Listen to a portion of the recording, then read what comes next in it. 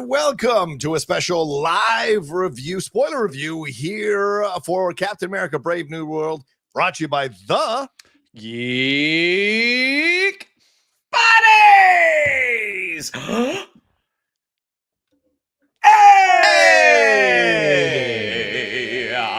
How many of you just did it? How many of you did it when we did it? And how many of you rolled your eyes when we did it? That's what I want to know when we do it live. That's right, because it's a divisive song, much like the movie we're about to talk about here, the divisive Captain America Brave New World.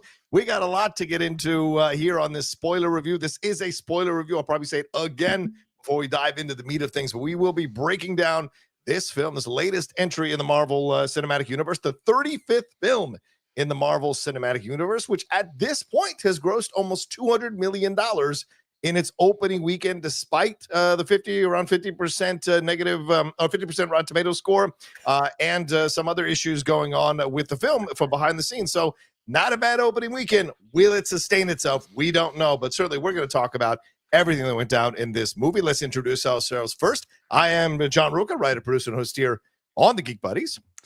I am Michael Vogel, writer and producer of animated TV shows and movies, and the one that's going to clarify that that's $200 million global, not domestic. Yes, global, of course. Who would say domestic? Shannon.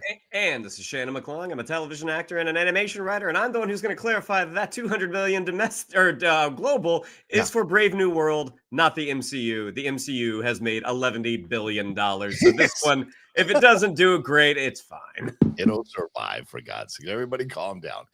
Yeah, so a fascinating film here because it has, as we said, it has caused some division within the response to it. There's been some very strong vitriol. Some critics have sharpened up their knives and their forks and cut this thing to pieces, but other critics of note have supported it, have liked the film. Didn't say it was great or this was amazing, but certainly good enough to get through as we head to Thunderbolts, Fantastic Four, and what have you. So, as we said, a divisive film with some really strong, notable critics on one side bashing it and some strong, notable critics on the other side liking the film, saying that it's good enough. So, it's going to be interesting to see what the box office on this one ends up becoming by the time it's all over, because there's not much competition for it for the next month and a half before we get into the meat of the summer movie season. But let's get into the overall thoughts. Clearly, this is just quickly. This is a film with Sam Wilson finally coming to the front as Captain America fully.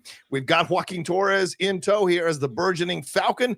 We've got President Ross here now 5 months or 6 months after he's become president, trying to get a treaty done here over what is happening there on Celestial Island and the Adamantium that they want to control, so to speak. And this treaty is with Japan, India, and France, I believe, that they're battling over. But wait, there's someone behind the scenes pulling the strings, causing mind control things to go on. Oh, that's the leader. That is the villain of the film, which is, of course, calling back to the original Hulk film, 2008's The Incredible Hulk film, which starred Edward Norton and William Hurt, who are not playing their roles in this version of the MCU anymore. So, Michael, your overall thoughts here as we go into Captain America Brave New World. What are your thoughts now as you've had a couple of days to process it since you've watched it? Well, I do not think it's a good movie. Mm-hmm. I don't know that I think it's a bad movie. It's just a thing that exists. I think at this point, and this I think is like where a lot of people are coming out kind of feeling different ways about it. We've been in a little bit of a with the multiverse saga, we've been in a little bit of it doesn't feel like we have forward momentum, whether that be the Marvels or Quantumania or even Agatha All Along, which I really like. Like, we don't feel like the Marvel Cinematic Universe is moving forward the way we really felt that momentum with movies in the Infinity Saga. And I think what this movie did do, even if it did it clunky as hell, is it's the first movie in a while that feels like, okay, we're going somewhere. We have addressed Celestial Island. We have called back to the Incredible Hulk movie. We see where Thunderbolt Ross is. We're picking things up with Cap. We're talking about building out the new Avengers. There's a hint in the post-credits sequence of things to come. So for the first time in a minute, we feel like, oh, we're part of a bigger story. And I think that that has a lot to do with the Russos. That has a lot to do with the reshoots, but it got us there. So when John says that there's a lot of critics saying it's good enough, Yeah. You know, nobody wants to know that their movie is good enough. And if this was just the Captain America franchise in the absence of anything else, I think this movie would have been pretty disappointing. But because we know what's coming and we know what's going on and we know where we want to get to, I think this movie slides by with the, okay, I guess, cool. And it gives you just enough to get by. But like I said, the just enough to get there is awful exposition, really bad reshoots, some really clunky dialogue, and a real lack of this movie kind of having a point and a purpose of its own. It feels a little bit like a Frankenstein movie coming out of it, because that's kind of what it ended up being. So that's where I feel. I know I'm not alone in that, but I also know that there are some differing opinions here. So I'm curious to see how this conversation goes. Well, I'm sure it's not plural, but yes, in terms of differing opinion, Shannon McClung, your thoughts on Captain America: Brave New World here from director Julius Onah. I think across the board, this was a badly made movie. I think when you even taking out the reshoots, there was just a drastic lack of imagination when it came to this film's place within the MCU. The previous Captain America films, the previous Avengers films, we've seen where the world is like technologically. And to have Harrison Ford talking to other world leaders on Zoom just felt a little unimaginative. And then I think you factor in those reshoots that it's just a shame that a movie that costs so much looks so like I have no issues with any of the cast. I think there was one actor that was miscast, but across the board, I'm like, the cast did as good a job as they could do. But like from the shot composition, Marvel is kind of a victim of its own success. Like, you've seen the heights that they can reach. And at one point during this, almost 2-hour runtime, it felt like they weren't even trying to get that. They were just trying to get across the finish line at this point. I still like Anthony Mackie in the role. I still like Sam Wilson as Cap.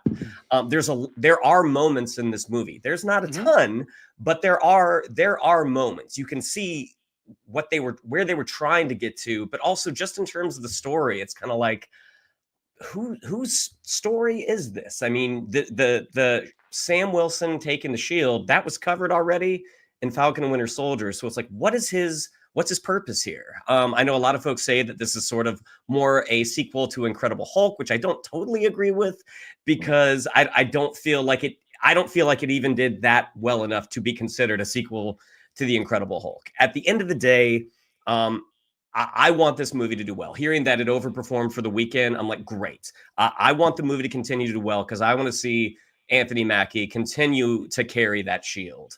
And yeah, I mean, I hope it's good enough to get the audience back in the mood for Marvel when Thunderbolts and when Fantastic Four get here. Okay. Well, now that you've heard my two compatriots, I will say that I personally enjoy. Now, I want to make it clear. I allowed both of them to speak, and I didn't interrupt either of them. So I'm not going to interrupt. I'm not going to say anything. Make that the parameter now from the beginning. I will say this. I enjoyed the movie clearly much more than you guys did. I went back and saw it again today. And hold on, wait, I have to say something. Okay. No, I'm just kidding. Go ahead. And I have to say, I enjoyed it just as much as I did the first time, with the flaws completely factored in. I think there is a much better movie that could have happened in this movie that dove in much deeper into the issues of a black Captain America serving a white president who had put him in jail, had been part of an overall historical administration in terms of multiple presidents who had done what they did to Isaiah Bradley in the past. Like, there was much more that could have been explored here. I also think the Sabra character was in and out and severely cut, and so we don't even know what that all about. The leader, I keep saying dear leader, sorry. The leader himself was not very well developed as a villain, and in the end was kind of by the end of the whole thing, affecting for me the post-credit scene.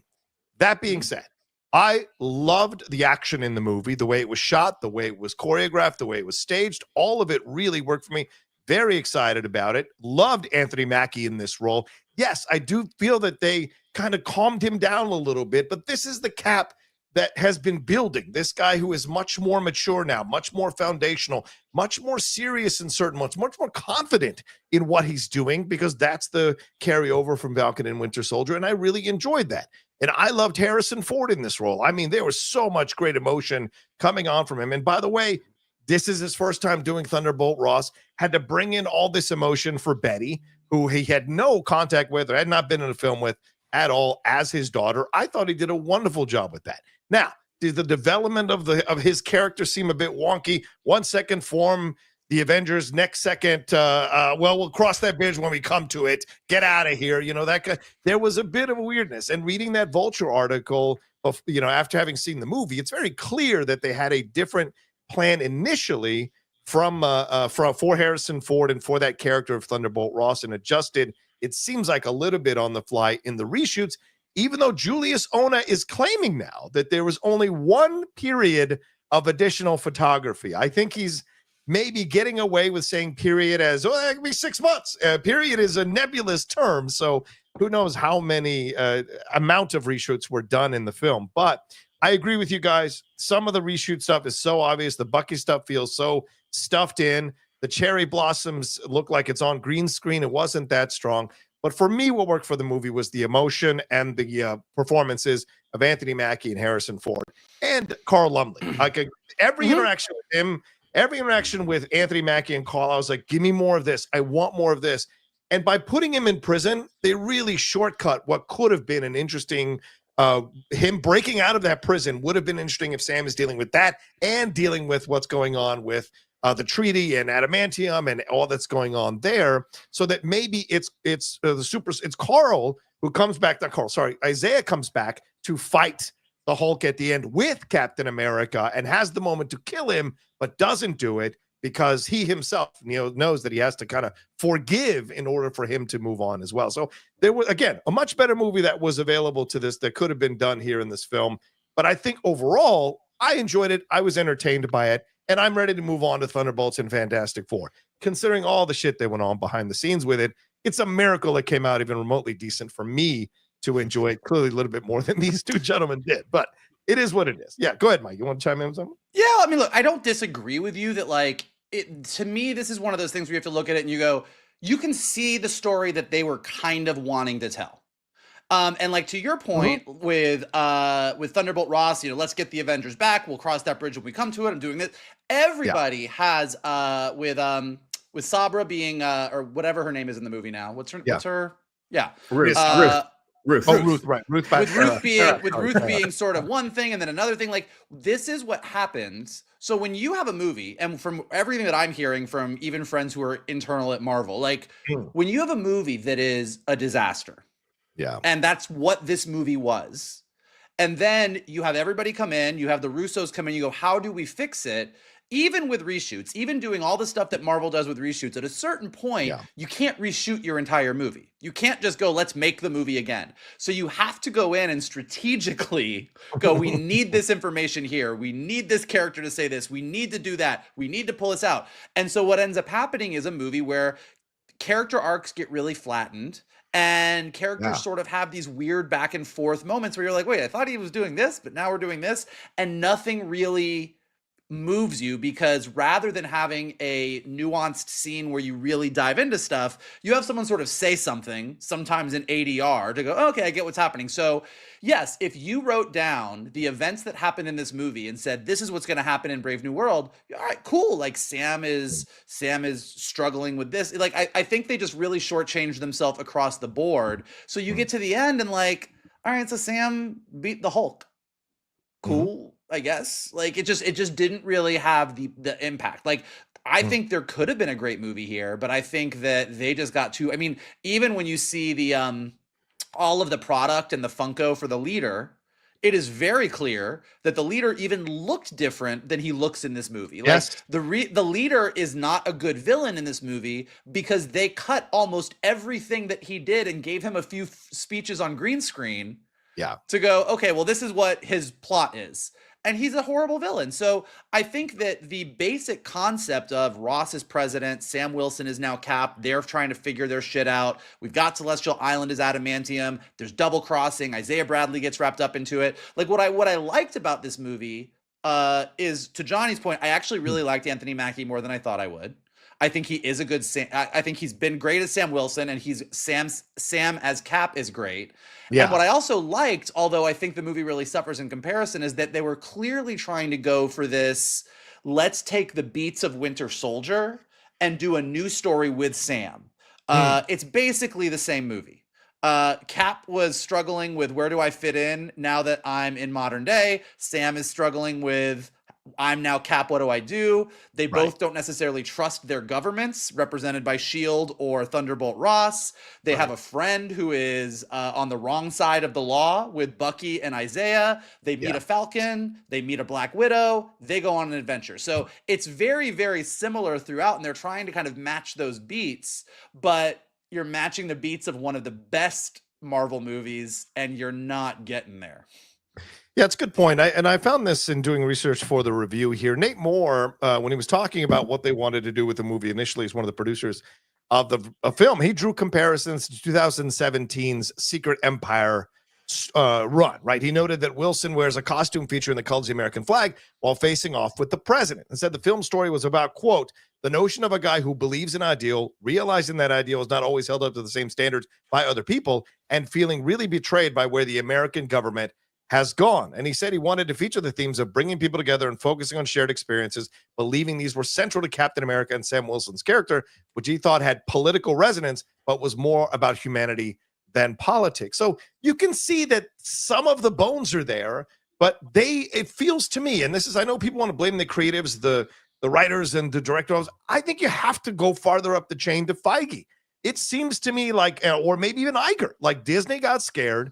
Disney didn't want to go too hard in one direction about criticizing the president, about, going towards the black situation with the DEI stuff they get hassled about all the time. And in the reshoots, they adjusted some of the storylines. They bring in Sidewinder to be this menace, which really almost doesn't even work in the film, except for these two fantastic actors going at it with each other. And it kind of undercuts the film. And again, it doesn't show that you had the guts to go forward with something really challenging. You went with a little bit more of a piecemeal, safer approach to this story than what you maybe originally were intending to do. And I think that in the end is what keeps it, for me, from being too high up in a rating for me overall for the movie. I mean, there's a point to be made for that, but I would counter that even if you pulled back on all the things that you're talking about we don't want to be too critical of President Ross for political reasons. We already told the Sam is a black Captain America in Falcon and Winter Soldier. We don't want to touch that. I don't agree with that. I would have appreciated diving into all of that more. So I agree that would have been great. But even if you didn't do any of that, even if you just stuck with, hey, Sam, you don't have the super soldier serum. How can you be Cap? Like what you don't have what Steve Rogers had. Even if you just kept it there and told that story and didn't get into any of the political stuff that you're referencing, it doesn't excuse really boring scenes, drab backgrounds. Like, it doesn't excuse action sequences that are so edited to death and cut to death that you can't even really tell what's going on some of the time. Like, there's just so many choices throughout this movie where it's just like, this isn't, Bob Iger's not giving you shot selection. Bob Iger's not doing like location scouting for the movie. Like, this movie does not look as good as even the least good movies in phases 1, 2, and 3. We'll see, and this is where I have to disagree. I had no problem with the look until you got to some of the CGI stuff with the cherry blossoms, or that kind of stuff was very obvious to me. I had no problem with the look of the film. I actually like the look, and the action sequences for me completely work. I was on board. I was enjoying them and going with them. So yeah, just kind of different approaches. Shannon, I know you've been wanting to jump in. What are your thoughts on everything here so far? I mean, I don't think it's social issues that kept the movie from being held back. I think ultimately what they tried to do at the beginning, they just weren't able to land the plane, and they came in and brought some story mechanics in, and they did as good a job as they could do. In terms of just how the movie looks, again, there's just kind of a lack of imagination. I mean, for a movie that's supposed to take place across, parts of the globe, it feels real small. It feels real congested. And with the action, like I'll use the White House scene specifically because I think that's something that they did shoot at the beginning. There is such a lack of clarity in that scene when, like, we need to see that flash at the beginning versus seeing it on security footage. We need to see that happen to Isaiah. When that song comes on, we need to see a change in his face because everything happens at such breakneck speed. When the other people are coming in, I'm like, who are these guys? It's cutting so quick. I can't even tell who these people are. That was a poorly edited action sequence. And I think you get so much more mileage out of being on Isaiah's face when that song comes on and you see a twitch. Like, you see there is a physical and mental change that has happened to this guy, and you might see it from the other people as well. I think it just happens at such a breakneck speed. It's kind of like, wait, what's going on? It just surprised me how kind of boring the production design was. Now, when you get into the reshoots, yes, there's only so much you can do. But when it looks like you're shooting on a back road in a small town in Georgia and everything is just Esposito versus Anthony Mackie, you've got these cars and all this gunfire is ringing out and you don't see a soul in the background, that is so hard to get past. And Esposito, he came in and did what he was asked to do. Yeah, I mean, I I would say that as well. I mean, I think he came in and did a good job for what he was given. I mean, that's a 66-year-old man pulling that stuff off. They look damn good. Yeah. But also when you look at just the Serpent Society in general, I mean, this is a world that has gone past a certain point. And to have just another Black Ops looking squad of guys, it's just like, give us a little bit more. Like, I'm not saying you need to go full comic book with the Serpent Society, because depending on what you're reading, I mean, do they get silly? Yes, absolutely. But you can plus a lot of this stuff. Like when Mackie fights that guy in the church in Mexico, I'm like, it's just a guy. I mean, this is a world where the extremists is out there. There are so many ways you could have plus this, and at the end of the day, they just didn't. It's a great point you bring up the Serpent Society, because clearly they shot scenes with the Serpent Society, because Seth Rollins, well-known professional wrestler, was one of the members of the Serpent Society, and Rosa Salazar. Apparently, Rosa had a number of scenes in the film that were cut out to be part of the Serpent Society, and they clearly adjusted to go with Giancarlo as the replacement for the entire Serpent Society as a representative there. But yeah, I mean, I'm not going to disagree with you guys that stuff feels a little shoved in or tacked on just to fill the space. And I wonder if you even needed Giancarlo Esposito, because I feel like if you just told the story of Sam and Ross as dueling narratives throughout the whole movie, and we had more time and we had more Bucky coming in different scenes for Sam to talk to, I think you could have made the movie work just as well as it turned out to be by the time it came out a few days ago.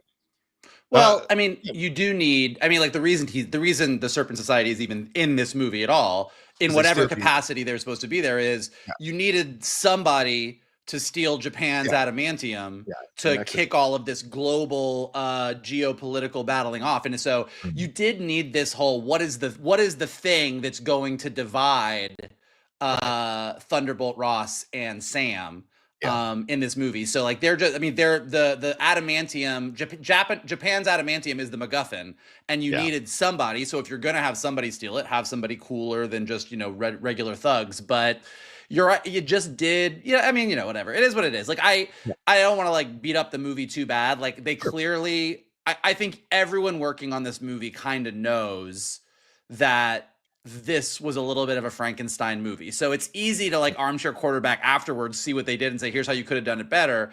But they clearly just got to a point where they couldn't get there. So like, this is what we got. And I think to everybody's point, like whether the people that absolutely hate it, I understand why you hate it. I don't think that this is ultimately a very good movie. The people that love it, I understand why you like it, because it actually, even as bad as the execution is and as much as you can tell it's kind of a patchwork, it's the first movie in a while that does give you that little bit. But like, if the Infinity Saga was fine grade cocaine, this is some crack. Like this is like it's not Wait. the good stuff. You're supposed to be addicted to crack, so I don't know if that works necessarily. But but I think it's all relative. How can I say it? It's all subjective, isn't it, Mike? Because like you're a big fan of the Eternals. A lot of people didn't like the Eternals for some of the same reasons you're bringing up for why you didn't like Captain America: Brave New World. Undercooked plot, terrible writing, not going where are we going? Why are these characters a part of? So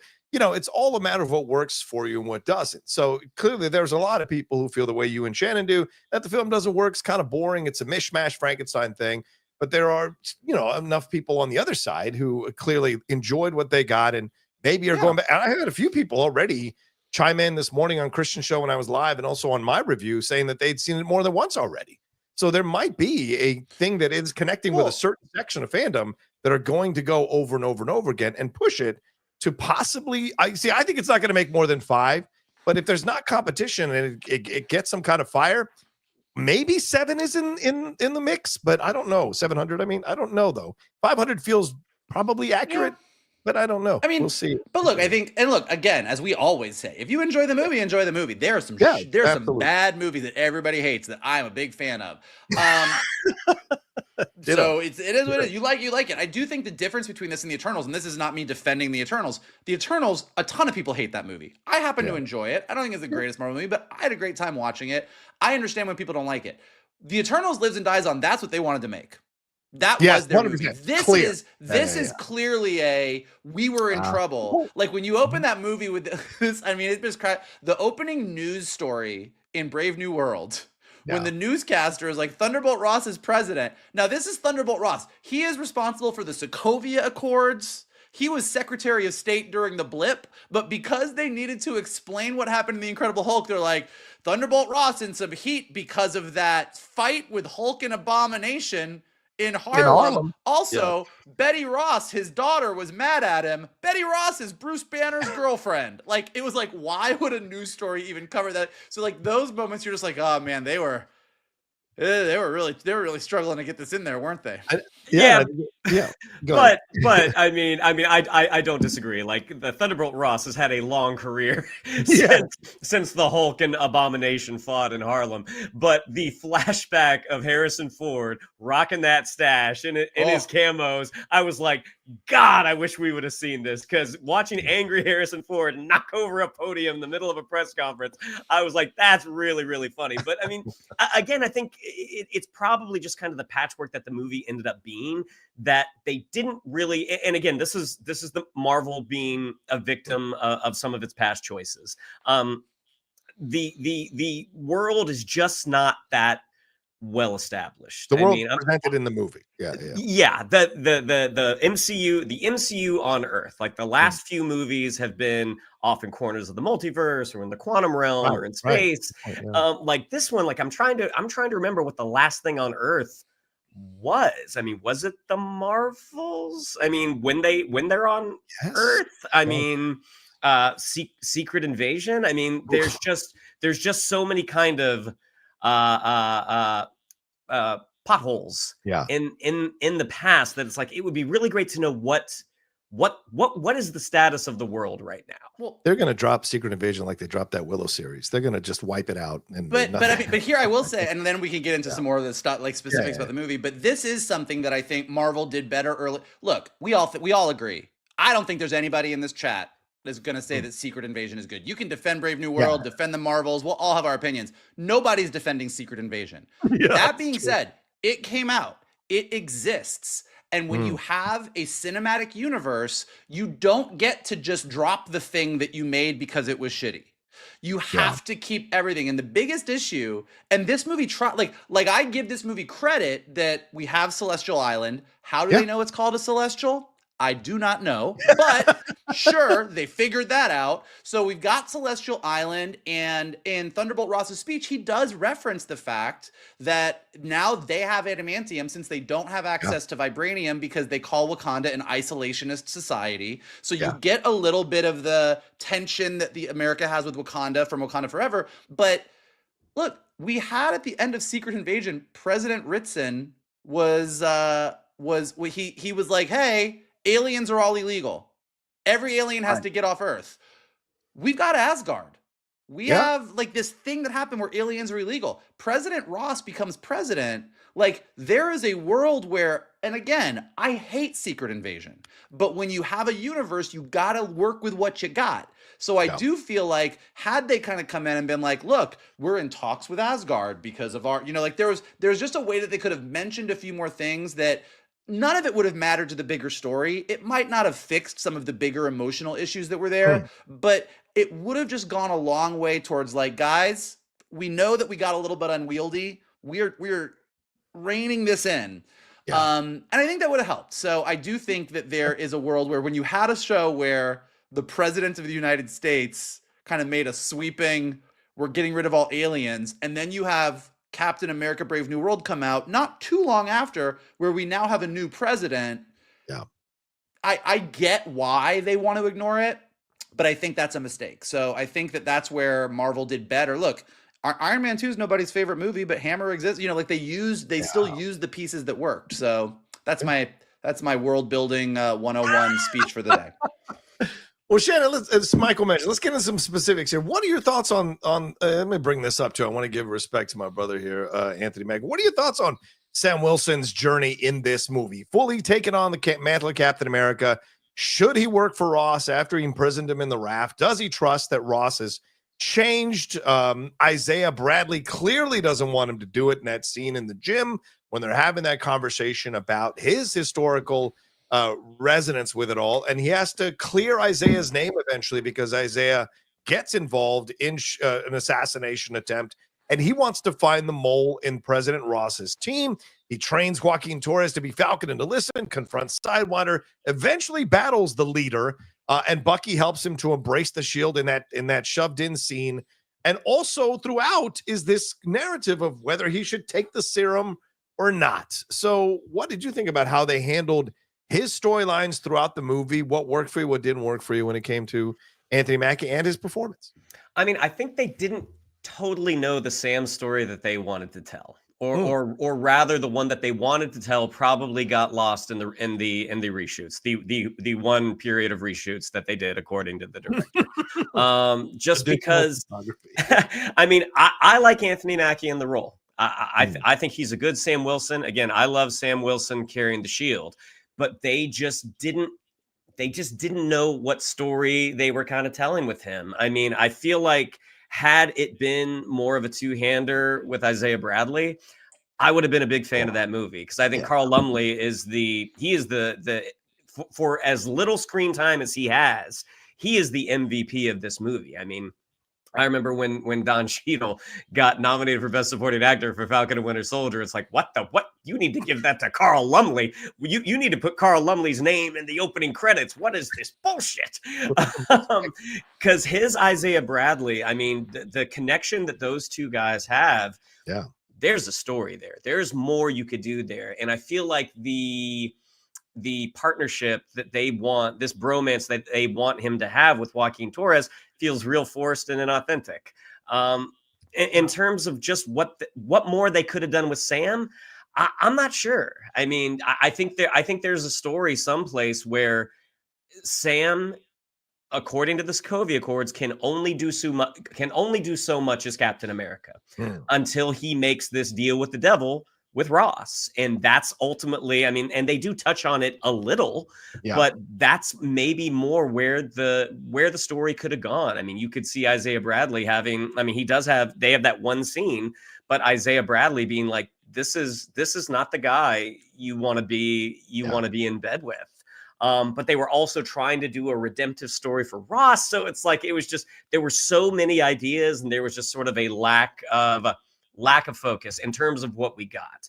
But Anthony Mackie, again, there are stories about who he is as a person. We can't base him on that, because he is a good Sam Wilson.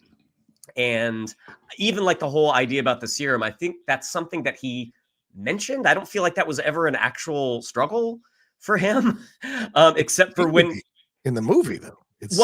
But he doesn't really mention it until he's fighting the Hulk. It's a joke. It comes up earlier. He mentions it with Bucky, and he mentions it at the beginning of the movie as well with Ross. I'll wait for my turn. Yeah. Anywho, I do remember. I do remember the end when he mentions it with Red Hulk. And now that you're saying it, I do kind of remember it with Bucky. But ultimately, I think the script just didn't serve Anthony Mackie, and that's a shame because his first time out carrying the shield on the big screen. I think there was probably a better story there, but as Vogel already said, like whether you like this movie or didn't like this movie exists, and I think Anthony Mackie has proven that he can carry a film as Captain America, and I hope he gets to do it again. Yeah, I agree. Michael, your thoughts on Anthony Mackie's performance and his storylines throughout the film? On a positive note, I agree with Shannon. I was not necessarily sold that Anthony. So I'll use the example of when Wakanda Forever came out. Yeah, I love Shuri in Black Panther. Mm-hmm. With Wakanda Forever, they made the decision that Shuri was going to be the Black Panther because obviously we had what happened with Chadwick Boseman. Ultimately, I don't think Letitia Wright can carry a film. Like, I don't think she really carried that movie the way that Chadwick Boseman would have carried that film, and I think that's one of the many issues that Wakanda Forever had. I wasn't sure that Anthony Mackie was going to be able to step up into the lead and really carry the movie, and despite all the issues this movie has, I was like, yeah, he's good. I like him as Cap. Like, I would be more than happy to go see another Captain America movie with Anthony Mackie as Cap, with Sam Wilson as Cap. I think it works. I think he's got the right tone. He really stepped into it. So I am fully on board with Sam Wilson as Cap for as long as they want to do it. I think it works. I think it's sort of like when you see a movie like this, you've got to play detective to figure out what they ultimately wanted to do. And to this whole serum conversation, you're both right. That's not what the movie's about. It's clearly what they wanted. Like, they kind of had this issue with Falcon and Winter Soldier was really about Sam not thinking he could step into Steve's shoes.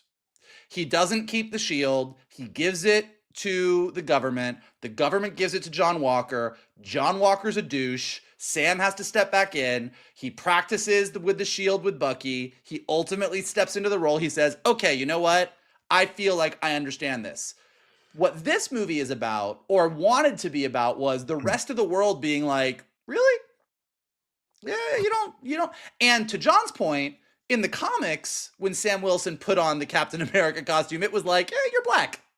Yeah. So, okay, they didn't want to do that. Bob Iger was like, guys, can we not? Okay, fine. So their solution was the serum thing, which actually does make sense. The best line in this entire movie, which is clearly in a reshoot that the Russos or whoever came up with, was when Bucky says to Sam, Steve inspired. You give people something to aspire to. That is, in one sentence, the reason that Sam Wilson doesn't have the serum. It makes perfect sense. The serum is not bad. It's fine. It makes you strong. John Walker is super strong now. Steve Rogers was a great guy. Like, there's a whole argument to be made that Sam Wilson should just take the serum. And if you had the beginning of this movie happen and he had talked to one of the guys after fighting the Serpent Society and almost getting killed, getting stabbed by that guy, and someone's like, yeah, but I mean, you're Captain America. Aren't you like super strong? No, I'm just like, so like, why are you Captain America then? Like, there's a world where everybody doesn't understand. Like, we live in a world with aliens in the ocean and the blip and this, and just some guy is going to be the hero. Well, and so that clearly is. And then that guy goes on and defeats a Hulk by himself. So there's a version of that movie with struggling of like, well, but are you really a superhero when you're not super? And that could be really interesting. Like, that's good. And like, to me, we talked about this when we got out of the movie. There's moments with this movie where I'll be in a scene, and clearly it worked better for John, which is great, but where like I'd be in a scene and I would almost get into it. I'd be like, okay, here we go. Here, like, so Bucky comes in, him and Sam are talking. They said Steve gave them something. Steve inspired them. You give them something to aspire to, and I was like, here we go. And then something happened, and I'm like, oh, okay, no, we're out. So it's like, I think that movie, that's a great movie. And that's clearly what they were trying to get to. And the fact that they even got that little bit in there so that, Ross is going crazy, red hulking it out and on the cherry blossoms. And man, I should have taken that goddamn serum. Like, yeah, like that is good stuff. And had they kind of had that from the get-go, I think this movie really would have, like, we would have been like, fuck yeah, we're back, baby. Whereas now, even the people that really like the movie are like, yeah, okay, it was good enough. He's good enough. Let's get the Thunderbolts like a Fantastic Four. Yeah, I'm not going to tell you this was a great film, but I hear your point. I think that's an excellent point you bring up, Michael and Shannon as well, about the serum, how that could have worked, how that could have been a bigger part and something into how are you super without the super serum, right? And so that ties into the aspiring, as you were mentioning with Bucky and what he said. And he also says to him, right, he gave you the shield because of who you are. Right, just one more time reiterating that for him. The themes of Falcon, the big theme of Falcon and Winter Soldier, is that Sam does deserve the shield. He does deserve to carry the shield, and he should. Which is why I love that scene at the end with him and Joaquin, because that's the Cap. That's Cap now fully, right? The back and forth and the way he interacts with him and talks the meta thing about being a black man who is a hero and a black man in America. And so there's reference that, and even Danny chiming in a little bit with being Latino and with that. So that was a great thing that it could have led to as well. Well, what about Thunderbolt Ross, Mike? I'll swing back to you. Here we go. Harrison Ford. I know we probably should have started with Shannon on this one, but I'm going to start with you on this one. His bitchy little clap here and his interactions with Sam Wilson here. He is the president 5 months after, as you mentioned earlier, the previous president.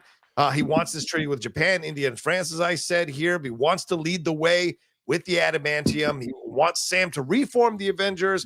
But then we find out that behind the scenes, him and the leader have been working together to help Thunderbolt Ross get into this position, something that we hardly revisit in the rest of the movie, the nefarious shit he might have been doing behind the scenes to put himself in this position. And then he wants to reunite with Betty and convince her that he's changed. He eventually gets tricked by the leader and becomes the Red Hulk, flips out, throws things at innocent people there in the Rose Garden, and goes utterly crazy until Sam calms him down with the cherry blossoms and the memories of walking with his daughter. So what are your thoughts about how they did the Thunder Ross storyline in this movie and Harrison Ford stepping in for William Hurt? So I think Harrison Ford did the Lord's work. Like Harrison Ford, we love Harrison. Like, first, it's hard because, like, look, William Hurt was a great Thunderbolt Ross, and he just had this smarmy shit.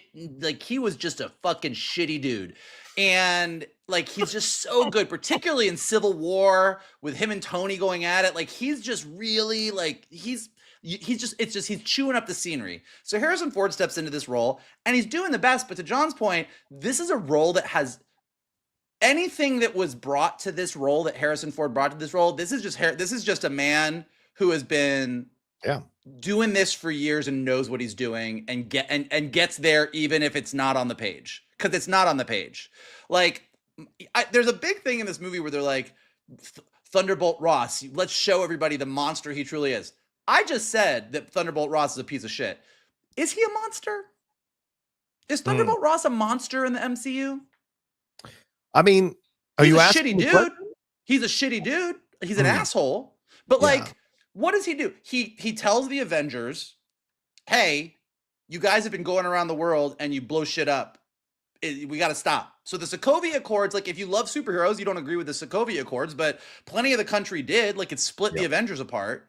He chases Black Widow at the beginning of Black Widow because she's a fugitive. He definitely has a hard on for superheroes. But like, he's a shitty guy who you disagree with, but he's not like this uber villain of the Marvel universe. So throwing in this, he's the monster and we need to show them. I'm like, he's not. And along those lines, like, what I would have been interested to know, and I think it would have helped the leader storyline a lot, is how did the guy who was Secretary of State and pushed the Sokovia Accords through get to this point? What did he run on? Like, did he run on and again, bad example, but did he run on, look, I'm taking away, like, aliens are welcome, Asgard is here, we all need to be together post blip, post what happened when half the country disappeared. I used to not agree with superheroes, but I think we need them and we're coming together. Like, if you had really had more of that going on and go, oh, maybe Ross is a good guy, and then find out, oh, he's been doing this shit behind the scenes. What did he do with the leader? We know the leader gave him his Red Hulk Tic Tacs. Yeah. So, okay, cool. But we're inferring that he's been working with the leader like since the Incredible Hulk, and the leader has been using his massive brain and brilliance to sort of help him along. Did the leader come up with the Sokovia Accords? Did Yeah, the leader give good him a level of question. technology that like where did the leader really help him? Because that's the controversy. That's the Mhm. holy shit. This guy who has been saying, don't do this, don't do this, don't do this. He's been keeping a super genius in a prison and using that super genius to move to get ahead in politics. But like, because it's so like, yeah, you helped him out, and we never really get into the meat of it, like that would have been cool. That would have been like, oh, okay. And that would have given him a lot more to play. So I think he does a fine job playing what he played, but it just doesn't really get there. And then I'm sure we'll talk more about the action, but as I was watching the whole final scene, and again, it is what it is. They got what they got. They tried their best, but like Sam fighting the Red Hulk, even though this is the culmination of like, okay, Sam with no powers takes down a Hulk, which is great for him.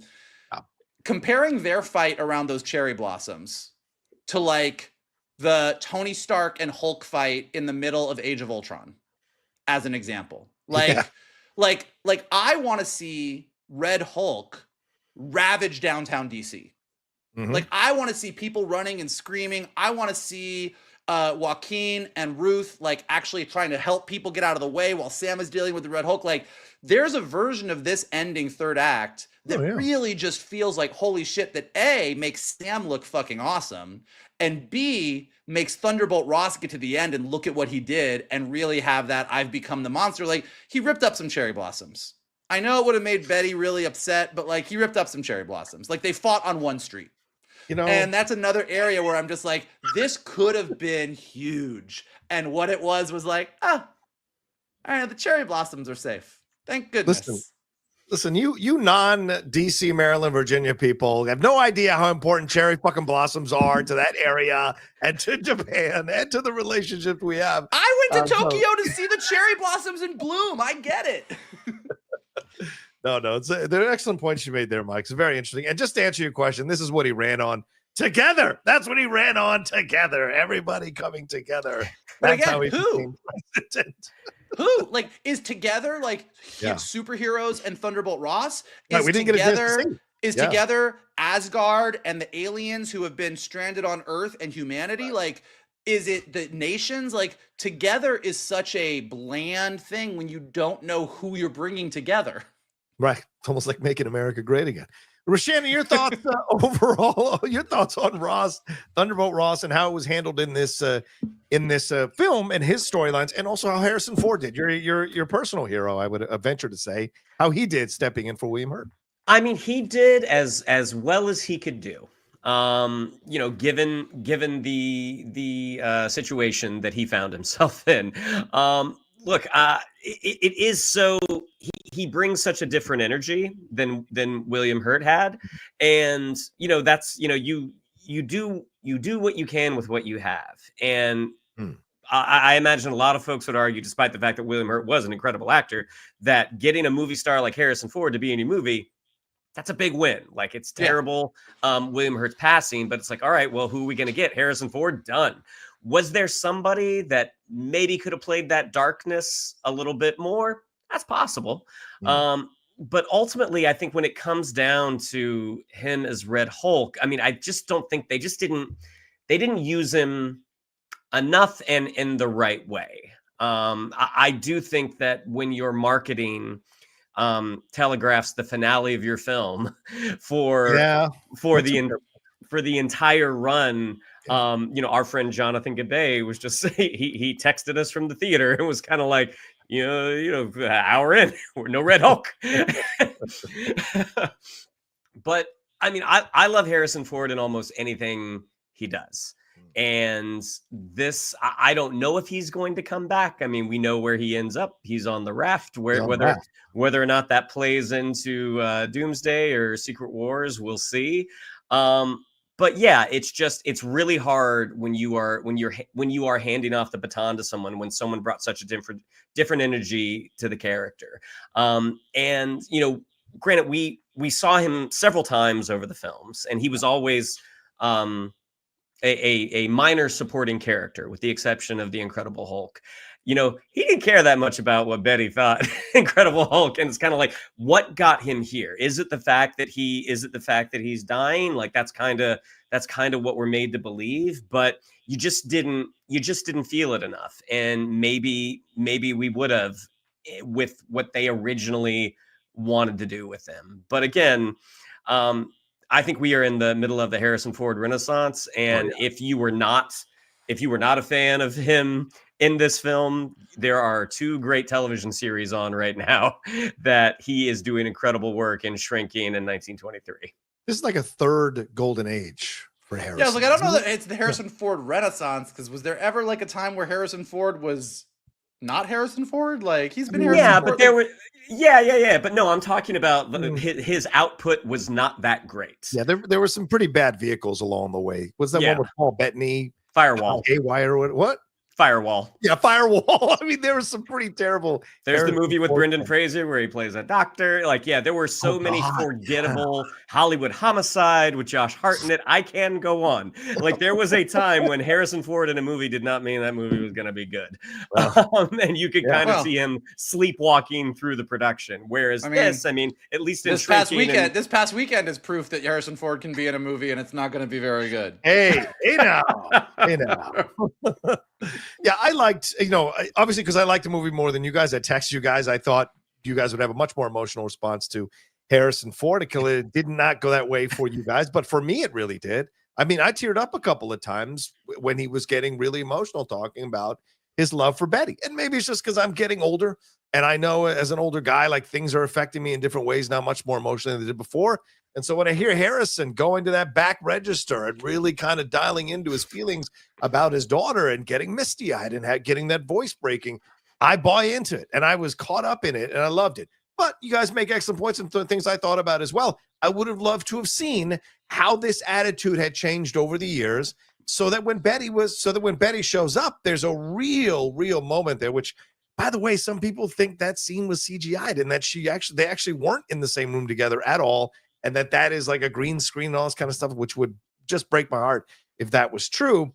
But I would have liked to have seen more. And I would have liked to have seen Betty more in the movie as kind of like, she should have been there at the cherry blossoms to calm him down or whatever. Like, there should have been a little bit more of a Betty presence in the film. If you weren't going to show us the progression of the relationship, we should have had more of her in it. So when they were on the phone, I fully expected her to come around the corner. Yes, right, something like that. But I will say, I thought he was great, and I do think he did what great actors do with maybe not the best films or maybe not the best dialogue. He brought it to life and made it work as best as he could in those scenes. And no president should be on the ship negotiating a treaty. Well, it's like, that's kind of a little ridiculous, but because it's Harrison Ford and he's an action star, you kind of let it happen, in the way that went down. Yes, go ahead. Yes. No, it's the stupid. Oh, it's camera. Your camera. Oh, okay. Well, going back to you, Shannon. Let's get into the leader. Something Michael was mentioning as well. The look of the leader, his approach here. Tim Blake Nelson coming back, reprising his role from the 2008 Incredible Hulk film, and this is his overall look. Grabbing some stills from online that are not too clear, but you can get an idea of what he looks like here. So his whole impetus in the movie was to create a battle between the United States and Japan to expose the asshole that Thunderbolt Ross was, and he killed quite a few people in order to be able to do that, but in the end doesn't accomplish it and has kind of a lame post-credit scene. So your thoughts on Tim Blake Nelson playing and how the role was laid out in the film. Tim Blake Nelson is a wonderful actor, and I was really looking forward to seeing what he was going to do. But as we already pointed out, like, his look changed, and I don't care about that. Like, I've seen the look with the goatee and sort of the elongated head. It was like, okay, either one is fine. But when you're reshooting your entire role on a green screen, you are going to lose some of that special sauce that you may have brought to it the first time. And also, who knows what his role actually was in the first version of the film. During the post-credit sequence, this is something Vogel and I talked about when we got out. Anthony Mackie says something to him. He's just like, "I'm not in the mood for your jokes." And I looked up like, did he make any jokes in the movie? Because I don't remember. And then Anthony Mackie doubles down on it and says, like, we don't have the same sense of humor. I'm like, again, do we make any jokes? So it's a shame that we didn't get to see what Tim Blake Nelson probably could have done with this role, because I think having like a super smart villain is always a lot of fun. And knowing what Tim Blake Nelson can bring to the table, it could have been great, but ultimately that's not what happened. We get a pretty forgettable bad guy. Even though the alterations that they made to his look, I kind of like it in that the gamma radiation has made his brain actually burst out of his skull, and it's now pressing up against the flesh of his scalp. I'm like, oh, that is horrific. And ultimately the role did not match what the look ended up being, unfortunately. Okay. Michael, your thoughts on how the leader was presented in this movie and how Tim Blake Nelson did in his performance? I mean, I feel bad for Tim Blake Nelson. Like, I have no idea what the leader was supposed to be, but this is clearly an area where just his role was sliced down to whatever the bare minimum was to make this new version of the movie make sense.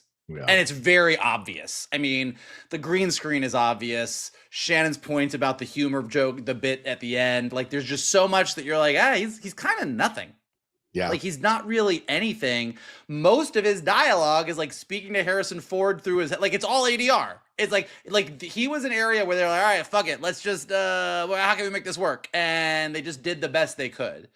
Again, he could have been interesting, but they got to a point where this was triage. Like when you watch, like it's like until you've like worked on a movie or a TV episode that's really, really bad, it's hard. You don't necessarily always see it, but when you've been behind the scenes and you've been guys, this is a piece of shit. What do we do? And you start to like ADR here, cut this. Can we put this scene in here, but reverse it so they're walking backwards? Like you just do anything you can to try and Frankenstein something together.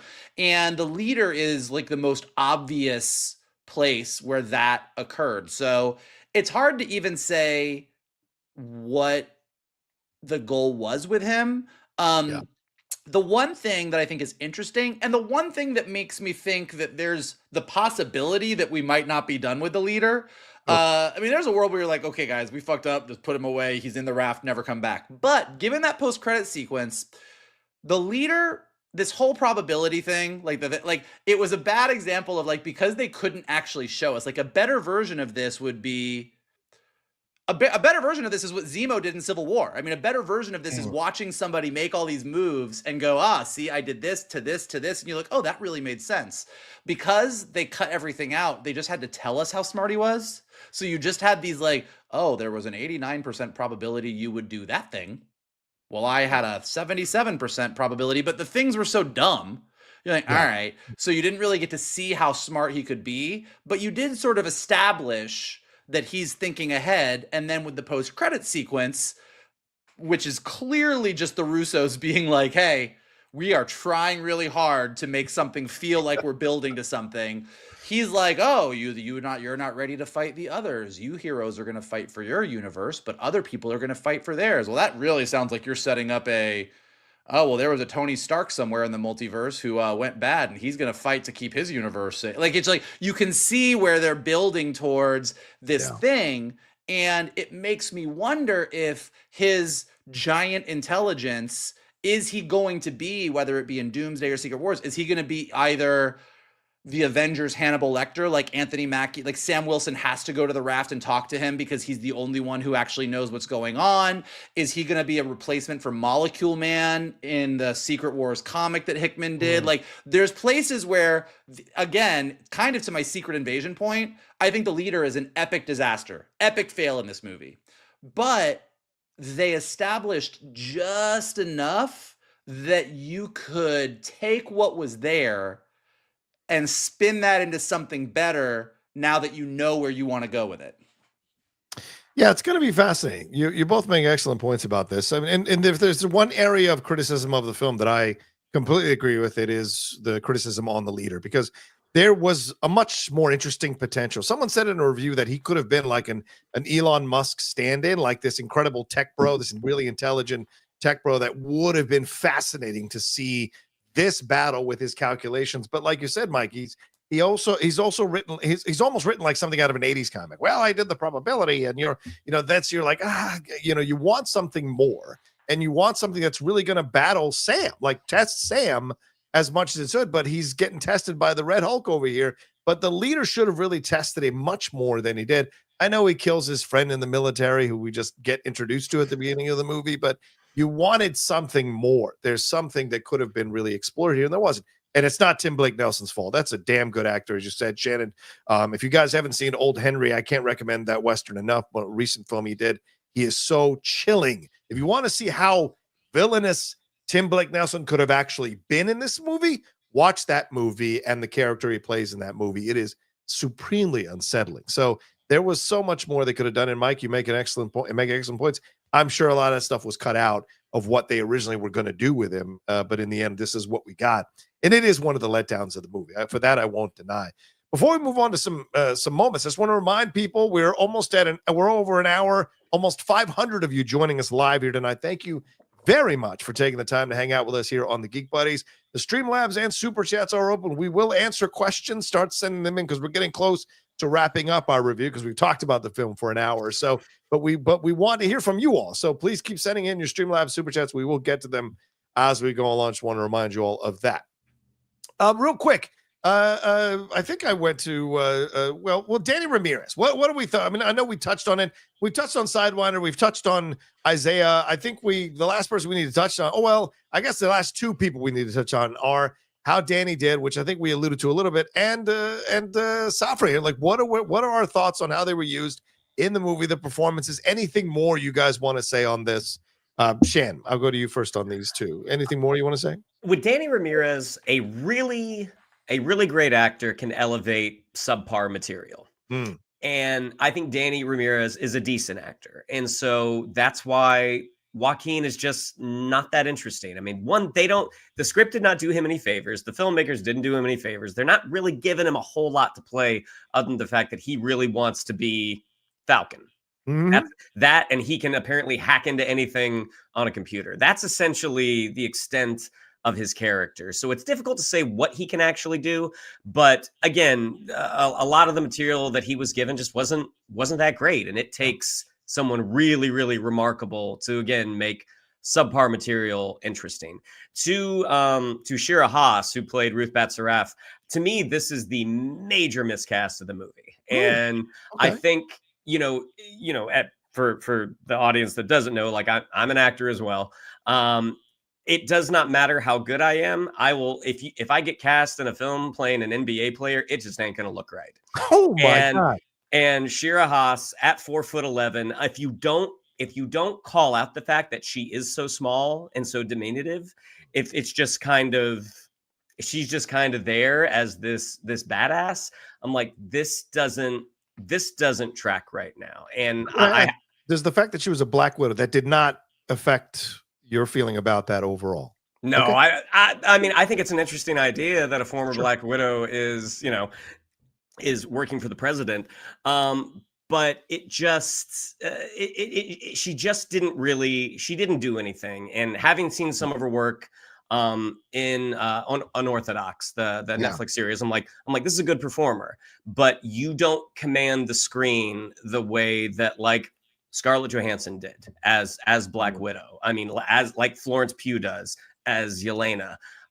There was just something missing there. She doesn't have that. She doesn't carry herself the way that, even though Scarlett Johansson is not a big woman, you believe the fact that she could take these guys down. And when she does have the little bit of action that she does, I'm like, this doesn't seem right to me. So. All right. It's fair.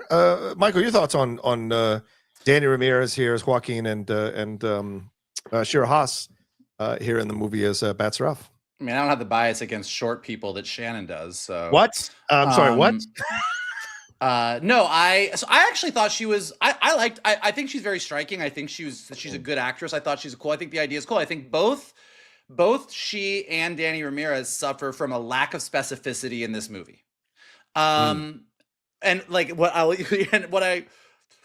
want to talk about Club Captain America. Ooh. The studio apartment that Joaquin and Sam Wilson seem to operate out of / live in. I don't know. It's the weirdest set I've ever seen. Like, again, just as Shannon made the point earlier, but I want you to think about the helicarrier, Tony Stark's lab, Hank Pym's office, any location, and then think about the studio apartment that Cap is working out of him in this movie. Like it's a giant studio apartment with a window that has a star on it. Like, it just makes no sense.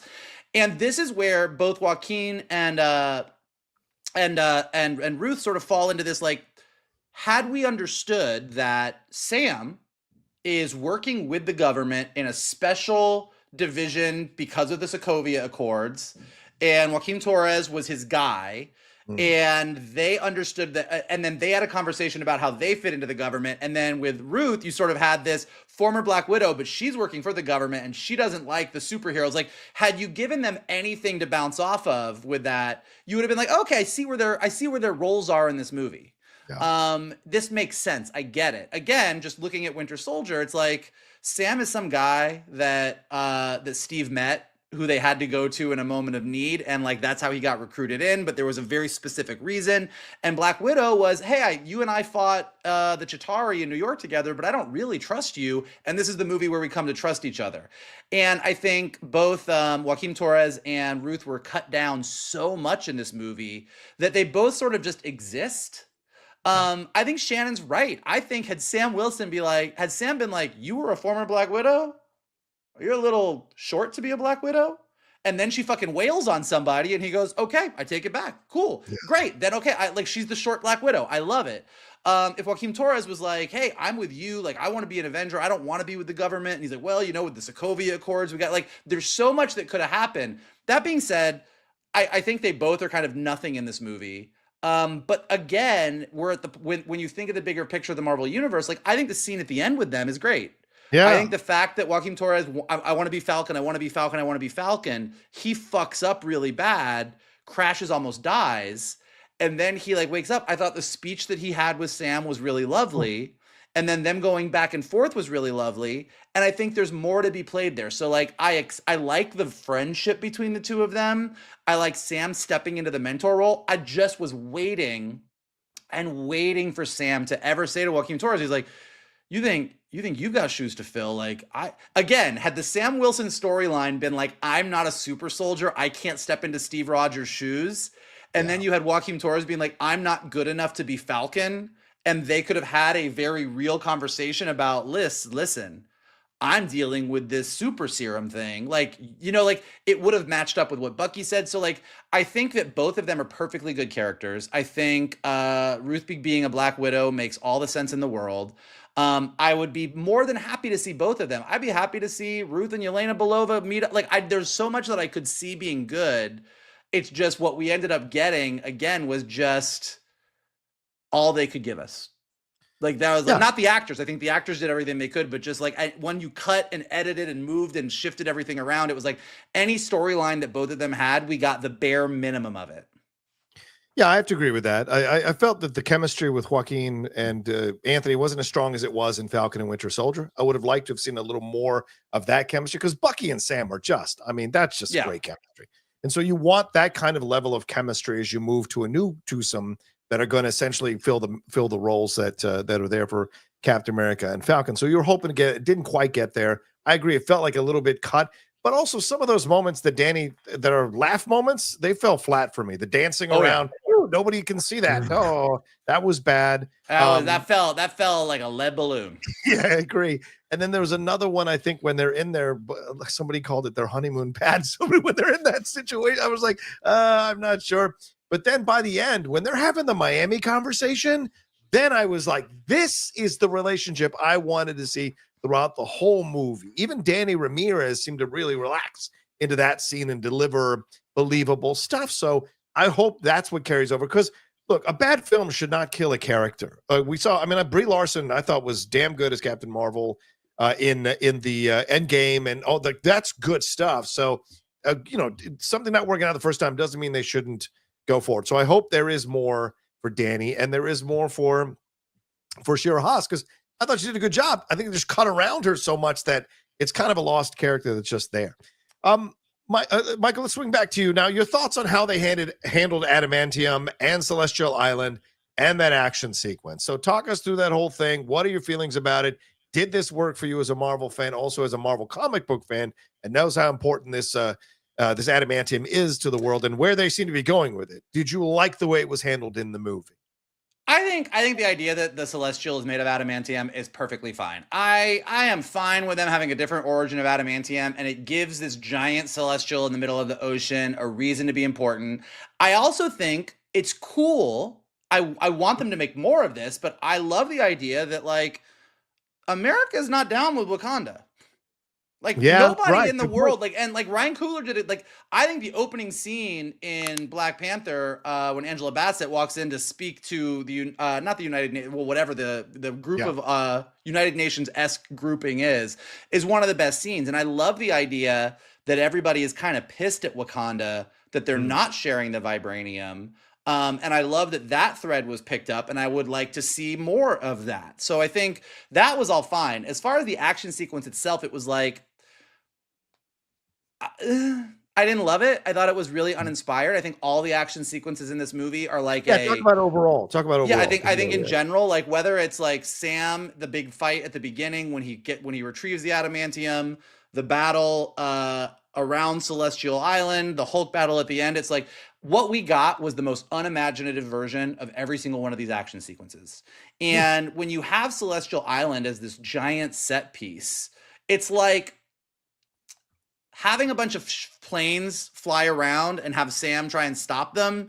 Like the only part that I liked was at one point where Sam sort of hid on the finger of the Celestial as the planes flew by. And it was like, it made me want to like dive in. Like I wanted to see different countries setting up labs all over Celestial Island and people being in danger as things were happening. Like I really wanted this to be a giant set piece in the movie and really understand like who they clearly have experimented on this stuff and found out it was adamantium. So does the US and Japan and China and whoever else, France, India, all have like little science divisions on there? Like there's so much more that could have happened. And instead we sort of just got, and again, it was because it was like all green screen, but like, I mean, Celestial Island was always going to be green screen no matter what, but it was like, let's do it the easiest way that we can do it. You know, let's put some people in harnesses and have them fly back and forth with Celestial Island in the background. Like, and so it just like, do I like the idea of adamantium? Sure. Is it great that it's in the Marvel Universe? Now. So we have vibranium, we have adamantium. You have two interesting things you can run with. Let's see where it all goes. But I just felt the action in general around the concept was just sort of okay. Again, it's just I feel like those are big ideas, and I want to dive into more of them in this movie because of where it ended up. It was like we're gonna like reference an idea that could be cool, but it's all we got. That's all we got right now. That's all we're gonna give you. What about the plot, Lynn, and Shannon as well, chiming in after this? But what about the plot device of using the treaty? Like, did you think that was believable? Did that make sense? Or did that feel a little ham-handed in terms of where they were going to go with that? Because I mean, you could see if they had wanted to make him a villain using a treaty. Because there's even a moment where he says, "I'll be damned if they get to tell us what to do with the adamantium." There is a moment where the old Thunderbolt Ross kind of pops out in terms of the treaty. It's another area where I just think this was like this is what they could figure out. Like the whole concept that the Serpent Society stole a sample of adamantium that Japan had, and then the US government retrieved it and gave it back to Japan, but Japan was like, well, we're pissed because we think you stole it in the first place. And Harrison Ford's like, I didn't steal it in the first place. Why would I give it back to you? And he's like, well, I don't know. Well, I don't know either. And that was the plot. And that when you're doing like government intrigue, I don't know that really is the best intrigue that we could get. So I think there's probably a better version of this where you just sort of pull back on it. You're like, look, everyone's fighting over this fucking island and nobody has claim on it. Yeah. And you could even have like, everyone is sort of circling it and nobody has laid claim to it yet, but like there's like it's a Cold War situation where nobody's making the move because as soon as somebody does, everybody does, and it's super tense, and all the world governments are and nobody trusts Thunderbolt Ross. Like there's a version of this that's like way more nuanced and more interesting, but again, they got to the point where they're like, Japan got mad. They're like, wait, why'd you take it and give it back to us? We don't like that. Yeah. And by the way, that was played by Takahiro Hira, who some of you may remember in Shogun. He was Ishido in Shogun. So it was nice to see him being a part of the movie. Shannon, your thoughts on the use of adamantium here, how it's presented, Celestial Island, the action sequences overall there and other places, and this usage of a treaty as a plot device in this movie. I think if you take a shot every time Harrison Ford says treaty, you will have a nice buzz by the end of this 2-hour journey. I mean, I'm with Vogel. I think you took the most visually interesting set piece and you didn't really use it. It was just kind of in the background. It would have been great to have seen Ross, even though like I agree it makes no sense to put a sitting president on a warship, especially in a world of holographic communication. It's just like, why would you put him there? But man, I'm just like, oh, he's clearly gonna Red Hulk out and he's gonna beat the shit out of that island, and that didn't happen. I'm like, that would have been great to see. Like, you have this incredible resource, and the president of the U.S. has just destroyed it because he took the wrong pills and got into a bad mood. The actual action, Sam with the shield and the wings, they do some cool stuff with that. I mean, I think, could they have gone farther? Absolutely. But what we actually got was a lot of fun. In terms of like Joaquin being in the air, it's like, again, we're not really emotionally invested in this guy to care enough. It's not like when Vision shot Rhodey accidentally out of the sky in Civil War. Like when Joaquin got blasted and like you see him hit the water and the next he's floating there. Which I get that in his flight suit there would be some sort of inflatable device, but again, that was just sort of a weird editing thing. The adamantium coming from the Celestial, again, I think this was an idea from a different strategy that the MCU had at the time. Like we talked about on one of our shows last week. It's like, had everything gone according to plan, this is a great idea. At this point, it's kind of like, when the world gets reset, when the multiverse collapses, does this thing still exist in the ocean? Is this our world? I'm not sure. Yeah. So ultimately, it kind of didn't matter. But again, they talk about the research facilities that are on Celestial Island, and it's like, God, that would have been really cool to see. But ultimately, this is what we got. I do agree with Vogel when Sam was on the side of it. I'm like, yes, more of that. And then we didn't get it.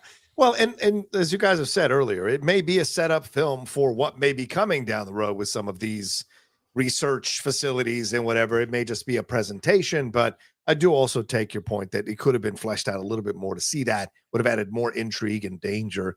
I didn't mind the adamantium thing either. The presentation, I said, that makes sense. Sure, why not? It's been sitting there for how many movies and TV shows, and no one's even referenced it. So to use it that way and make it actually important, I think makes a lot of sense. So the way it works, that's fine.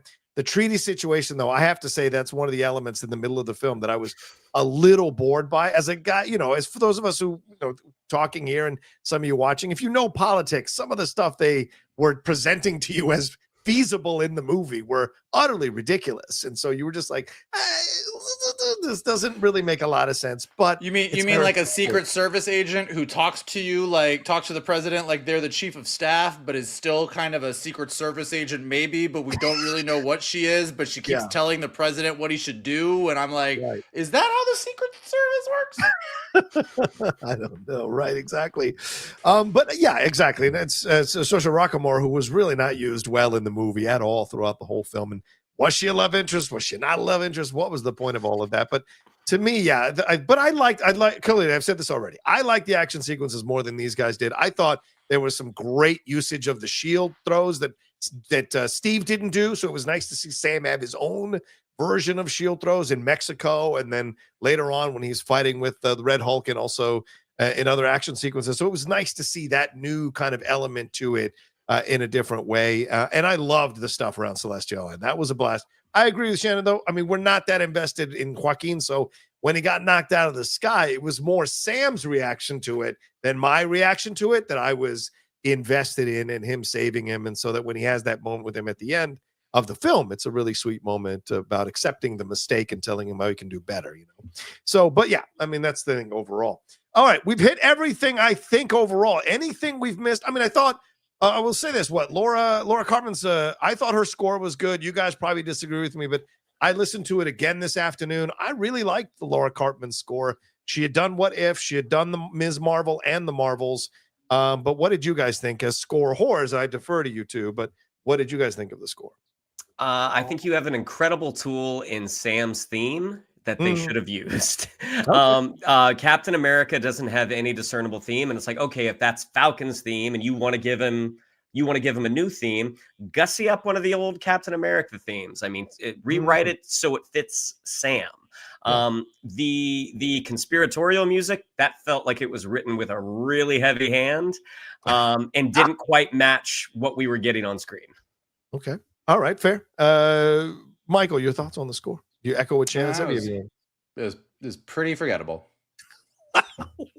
Okay. All right. You know, clearly just two different opinions on this situation. I do. Here. And just the one last thing I want to say before we jump into the Streamlabs, just because I know that you were tweeting about the whole, like, the Secret Service shooting the Red Hulk with the guns and that whole just because the person misrepresented the steps. He said they just shot right away without, and there was like definitely a moment, but I do think the bigger issue with that is, and Shannon has been referencing it, but I do think this is where the movie does just again fall flat, which seems partially from a just lack of vision place, but maybe partially from a budget place. It is what it is. Like, they just kind of ran out of what they could use. But again, when you look at the MCU through phases 1, 2, and 3, whether it's the Triskelion, the helicarriers, in a world where Tony Stark exists, we get to a point where everyone is using future tech. Like, the entire plot of Homecoming is that Michael Keaton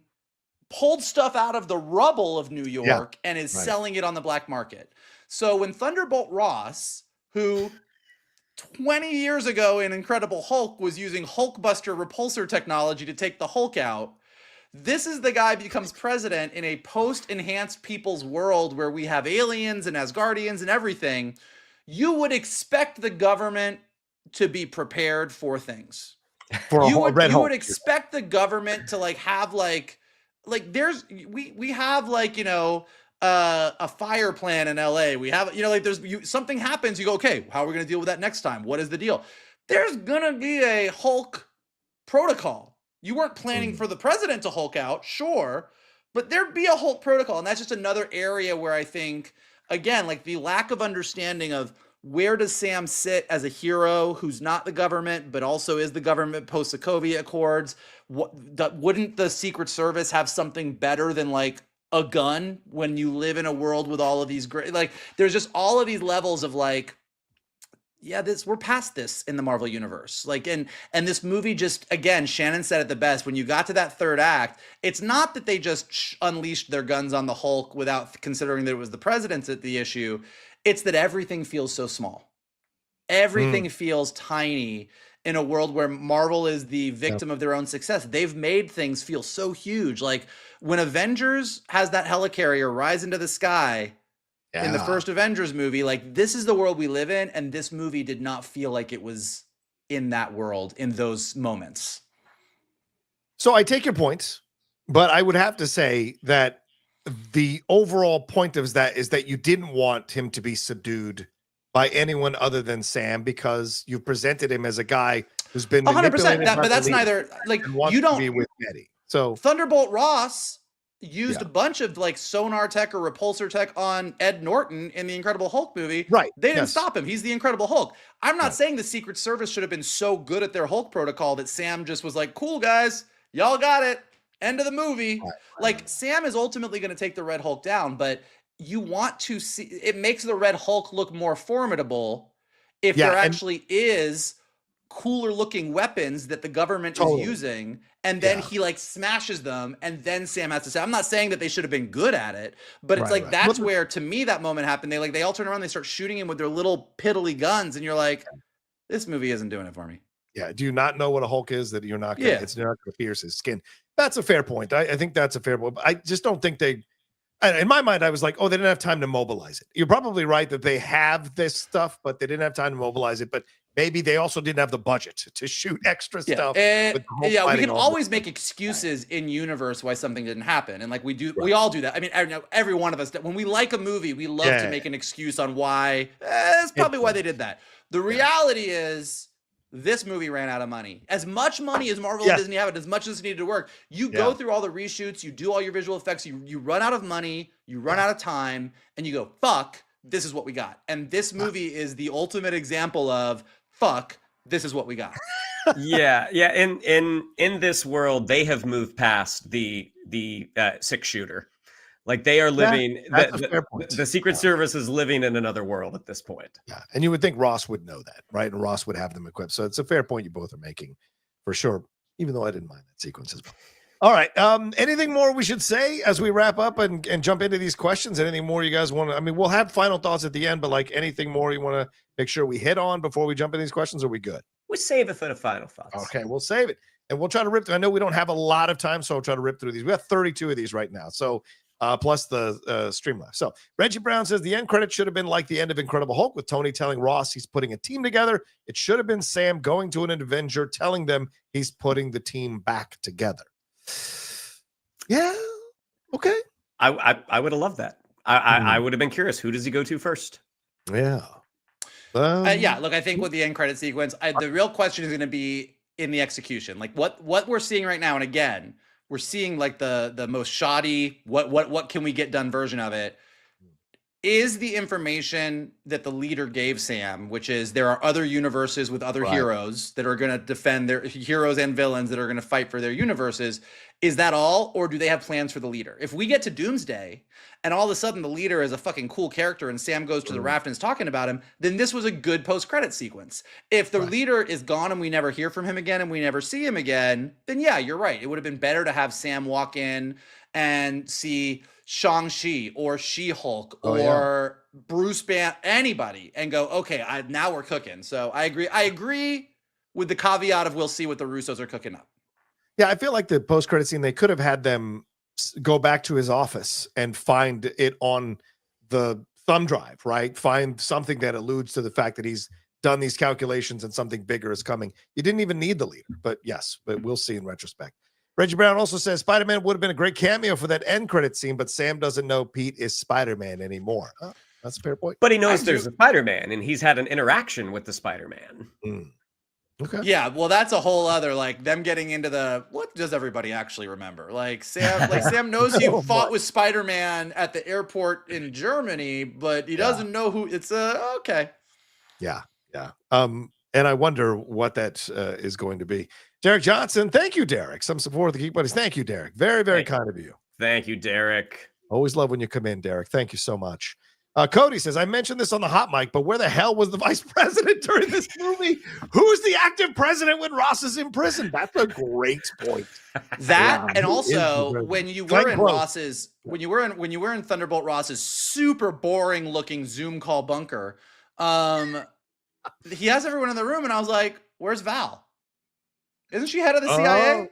I don't know. Wouldn't Val be there? Like that was just another opportunity. I know we have Thunderbolts coming up and we're going to catch up with Val, but like it did seem like had a more thought out world, you would have absolutely even mentioned a vice president. Who is Thunderbolt Ross's vice president? I don't know. And had Val in that room, even if it was just for a one-line thing to be like, okay, that's cool. Yeah. Fair point. I thought that too by the end of the movie. Where is the vice president? Cody Hunt says, and think of some of the plot lines of Falcon and Winter Soldier, and this film should have been combined. Oh, I think some of the plot lines of Falcon and Winter Soldier and this film should have been combined. It's like all the character beats are in the show, leaving this movie without nothing to say. I don't know if I 100% agree with that, although these are connected. And remember, Falcon and Winter Soldier was a truncated 6-episode series that was written for 10. So yeah, I could see why it carried over. You guys, it is a problem. Like they've had the problem twice now, and partly it's because they're very siloed and not everybody is talking to each other. But also it's just that they're not planning this. That TV was an addition that I don't know that they were fully prepared for, because it happened with WandaVision, where Wanda had an arc on WandaVision and then got to Multiverse of Madness and just sort of, and Elizabeth Olsen has said this in interviews, kind of did her arc again. Like, it's kind of the same thing. And then here you have the same thing where you have an entire series that is about Sam picking up the shield. And then you got to this movie. And I think that's where, as we were talking about, they kind of tried to shove this serum thing in afterwards, which would have made sense. But yeah, I do think that when you look at Sam's arc in this movie as it stands, it does kind of, we're traversing some of the same territory. I don't really, Yeah, I mean, they had a little bit of reminder of like, oh yeah, Cap's wearing a vibranium suit, so that, that's why he can do all this stuff. And then the big guy goes and proceeds to cut the vibranium suit. Apparently it's vibranium everywhere except the star, which is coincidentally where the heart is. Yeah, like always. Cody Hunt also says, I feel like Sam's arc in the film should have been, how can Sam be Cap with no powers? And what's it like as a black man to be the symbol of America? I think they tried to explore that, but they didn't fully dive into it overall, Cody. I think they wanted to, you can tell they're touching that black man as a symbol of America with like, it's like they're touching it with like a giant stick. And they're like, yeah, maybe a line that sort of seemed, but yes, I think that is a story that they should have told and they didn't want to. And like we were saying, I do think the no powers thing, they kind of added in after the fact. Yeah. Cody also says they brought in adamantium into this world, but there's no real stakes with it. It's a matter of fact. Have the story revolve around the application of it. Well, I mean, listen, we've got to be patient. Like, this is just the presentation of it. If you start to go crazy in the first movie with adamantium, then I don't know if it necessarily would have worked in what you're trying to do. They just want to present it, and then we'll see what it goes, in my opinion, see where it goes with it. What do you guys think? Is there some validity here to what Cody is saying? Well, we don't know. We don't know right now. I mean, again, we talked about before on our main show that when this movie was conceived, Deadpool and Wolverine hadn't made, over $1 billion. So, and then there was probably no plan to bring Hugh Jackman back. Maybe this world, maybe after Secret Worlds, after the multiverse does collapse, maybe this world does still exist, and that Celestial is still out in the ocean. We just don't know right now. Yeah, fair. Yeah, but I think what Cody is saying is, like, imagine that we found out that everyone has been experimenting with adamantium on Celestial Island, and finally Japan has cracked the application of it and has created an indestructible weapon that isn't be able to be detected in any metal detector anywhere, and it's like a terrorist threat, and the Serpent Society has it.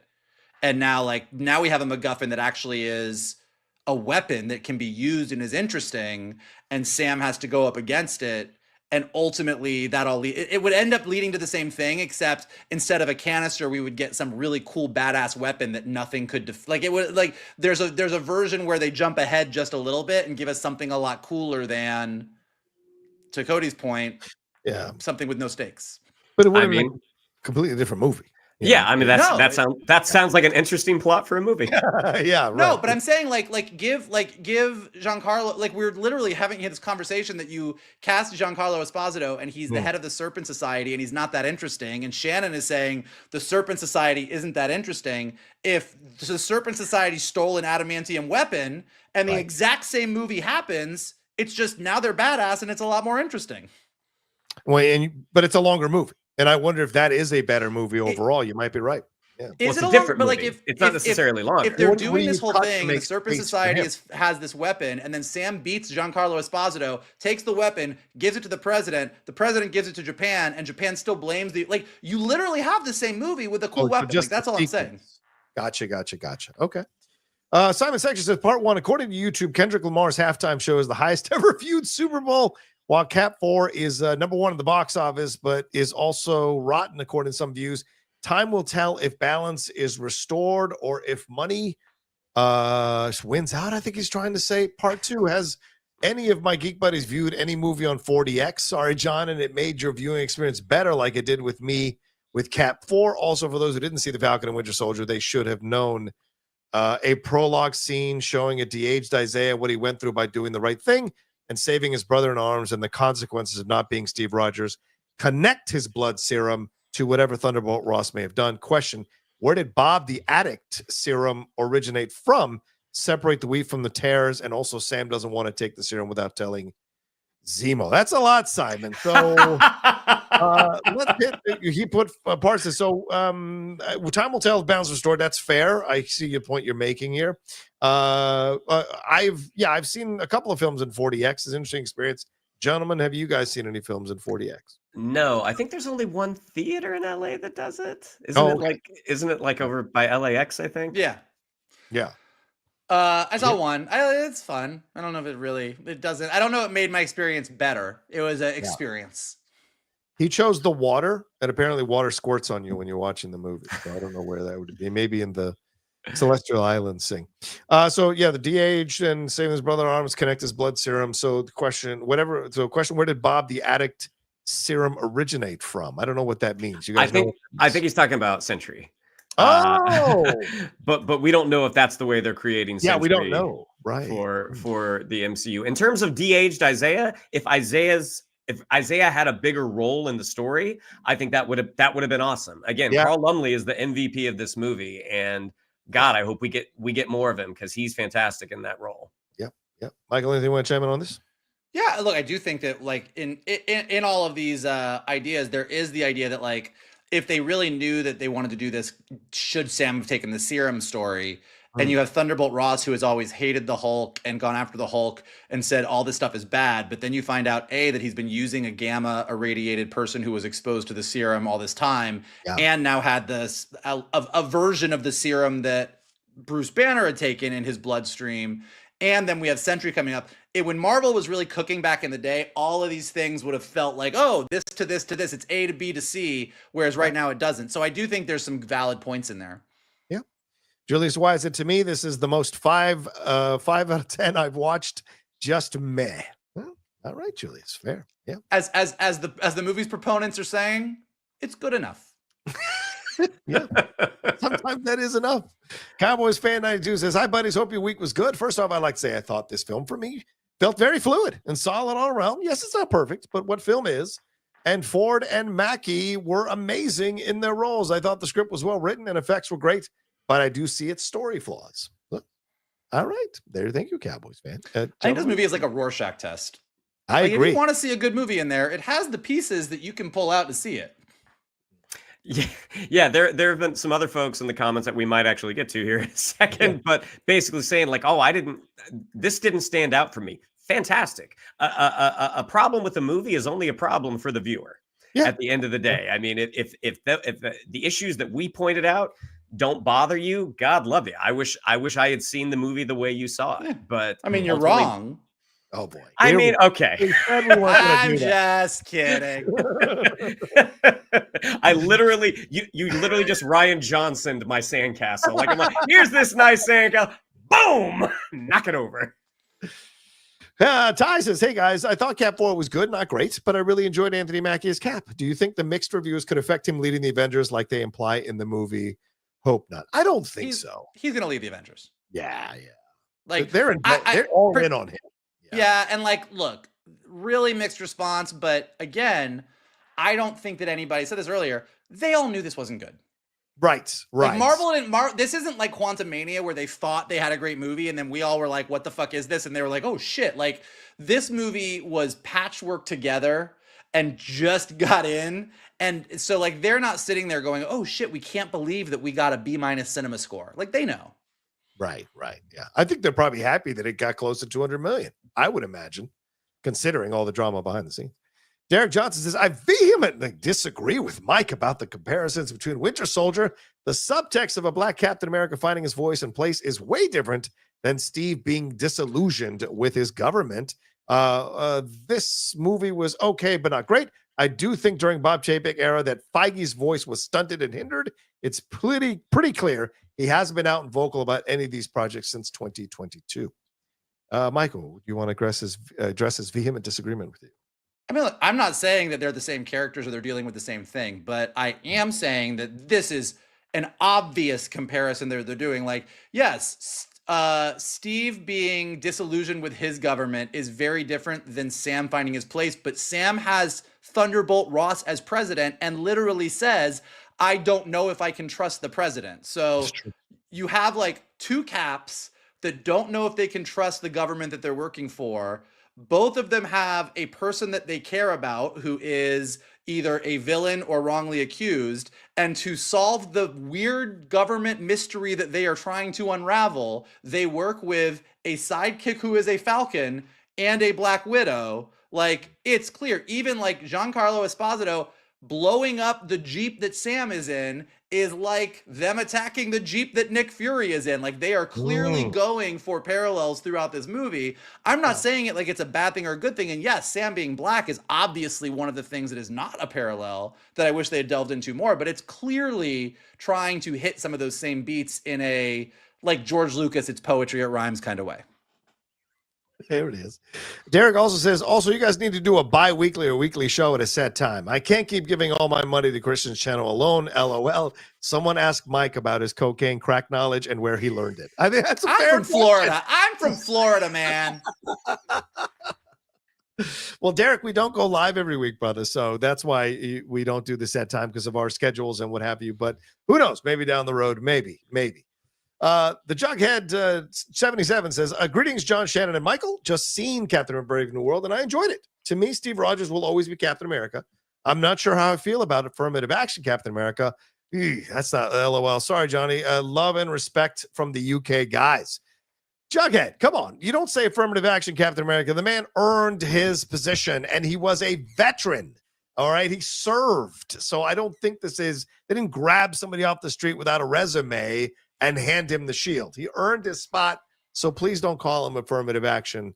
Even in joke, I think it's not correct. So, gentlemen, your thoughts? Look, it's we always argue about comic book accuracy versus not comic book accuracy, and when movies do something that's not comic book accurate, like Adamantium being a Celestial, everybody goes, "Oh, it should be like the comics." In the comics, Sam became Captain America.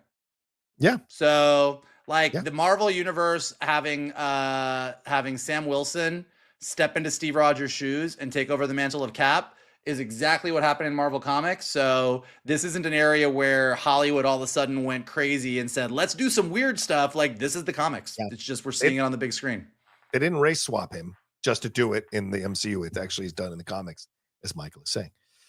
Brandon says, I thought the score, hey, this guy agrees with you, guys. I thought the score during important scenes was underwhelming and uninspiring. Sometimes the background music can add to the drama and intention. Yeah, Brandon, you are right. It was underwhelming and uninspiring. God, I have to disagree. Oh well, I just like big things. Derek Johnson says, can you hum the theme to it real quick, Johnny? No, because I'm not a score person. I do my best, but the ones that stick out to me, I like. So I like that one. I can't hum the Invisible Man score, but I love that score from Benjamin Wolfish. Can you hum Avengers? Yes, you can. Eventually, but not after the first movie. Derek Johnson says, the different ways MCU has demonstrated different types of flight in these movies, from Sam, Vision, Namor, Scarlet Witch, and Iron Man, looks amazing to me. All so different, but looks really good. I love the show as always. Thank you, Derek. Yeah, I like the way they showed him flying through the air, him and Sam. Yeah, I think Shannon said it best. I think like some of the moves he does with his wings, I think some of the way they show how he flies, I don't have any issue with that, and I do think they put thought into that. I think it's the execution, the shots, the way the angles they use, like it just didn't feel as dynamic as it could. Oh, fair. But I agree that I like that there's different types of flight in the Marvel universe for sure. Yeah. Cowboys Fan 92 says, my 5 things that don't work are the leader and the widow. Well, that's 2, but maybe that's all 5. I don't know. Maybe. I mean, maybe those 2 are so sufficient that they take up 5. Maybe. Black Widow, the leader. All right, Brandon says, I think Isaiah should be promoted to replace Fury on Earth. Could adding Rhodey have helped the story? I mean, after Secret Invasion, I think that causes more problems than it solves. Shit. Someone said, I do wonder what they're going to do with Rhodey. I mean, like, not Armor Wars.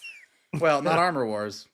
No. But I agree with like Carl Lumbly did a great job. I think his Isaiah Bradley is great. Like, I'd be more than happy to see more of him in the MCU. Me too. Not just him hanging out with his grandson, the future Patriot. Yeah. Someone said really funny about the Secret Invasion earlier. Someone said Loki should cut that branch off the tree. I thought that was hilarious.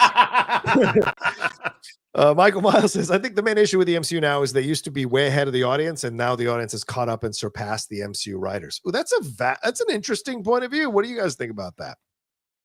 I think it is true until Comic-Con last year when Robert Downey Jr. walked out on stage and said he was going to be Doctor Doom. And love it or hate it, the reason that we all responded the way we did is because that was the first time in a while that they threw a curveball at us and we like, wait, what the fuck? Right. So it makes me hopeful that with the team that they've brought back, maybe Doomsday and Secret Wars are going to surprise us. Yeah, maybe. Brooklyn says, curious to know who you all thought died in that funeral scene that had Sam in an arm brace and Betty there on the set. Thanks for everything, guys. Yeah, that was a cut scene, I guess, or a cut moment. Who do you guys think? What do you guys think? Or was I sure would have gone with Thunderbolt Ross if Betty's there. Yeah, that's a good point. Again, when you're looking at the reshoots and the retakes, like there's a world where Sam beats Red Hulk, but Thunderbolt Ross dies, and you end with the funeral scene and Betty Ross is there. But when your entire Thunderbolt Ross arc is, can I make up with Betty? They chose, I think correctly, even though I think it probably was green screen because it did not look great. If Thunderbolt Ross dies, like his story ends like with a like it's a whimper. It's like, well, that sucks. Whereas what we got was, I am in the raft. I'm a prisoner. I'm a Red Hulk now, but at least I've got my daughter back. And that's a more emotionally satisfying ending than I died, but now Betty came to my funeral. That's true. Sinkfield Hoops says, I saw on Campia stream that Isaiah Bradley being in the final fight with Sam versus Red Hulk, maybe even showing Eli Bradley at the end, teasing him. Yeah, I've heard that from a couple people. I would have loved to have seen Isaiah be more a part of the movie, and certainly fighting the Red Hulk at the end with Sam against the president. That could have been very, very interesting. Yeah, maybe if he had ravaged downtown Washington, D.C., there would have been more to do, and you could have had Isaiah Bradley do something. I mean, what was he going to do this time? Like hold up the cherry trees? Wow, much hate for the cherry blossoms. Derek John says, Danny was every older brother's younger brother. Every annoyance and irritation, him looking up to Sam really felt like I was dealing with my little brother. I think that's fair. Yeah, look, I think that's what they were going for. Like to your point, Johnny, about the nobody was there to see it. Like they were going for that vibe. I just think that sometimes the way they tried to go about it felt a little flat. But that's absolutely the vibe they're going for. Yeah, yeah. Especially because of the way he talked to Isaiah, right? When he walked into the gym, prodding Isaiah, making fun of Isaiah until he realized who Isaiah was. And then it was all like, oh, I'm sorry, sir. Nice to meet you. Sean Case is catching the show late, but sending love to the best trio on YouTube. This was not top tier Marvel, but had glimpses of what Marvel does well. The Leader Ross dynamic made me think of what's happening today. I don't think that's accidental. I thought you were referring with Marvel, and I'm like, well, what is happening? Oh, okay. Now I get what's happening. Yeah. Got it. The guy behind the scenes helping someone become president. Cody Hunt says, if the leader was smart, he'd make Ross turn into Red Hulk on election night or inauguration day. Like, make that the start of the movie. Stir up some shit. Ooh, interesting. That's a great idea. Great idea. Again, you get to the point where you're like, so you're like a super genius who's manipulated everything to make Ross Hulk out, but you also know that there's these bigger things happening in the multiverse. So like that was all like you know that the entire multiverse is collapsing because you're so smart, but you're like, I'm gonna use all of my time to like, and somebody else pointed out today, and I was laughing. They were like, so the leader turned himself in so that he could leak all the information about Ross. Yeah. But he could have leaked that information without turning himself in. So why did he turn himself in? You're like, well, I guess he has plans. Like, I was like, I don't know.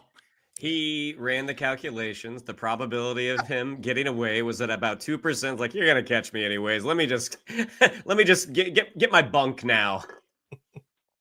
Singfield Hoop says, who do you think is the one, if there is, inserting these quips and humor? Surely it's not necessarily in every movie. You think it's a mandate in the scripts?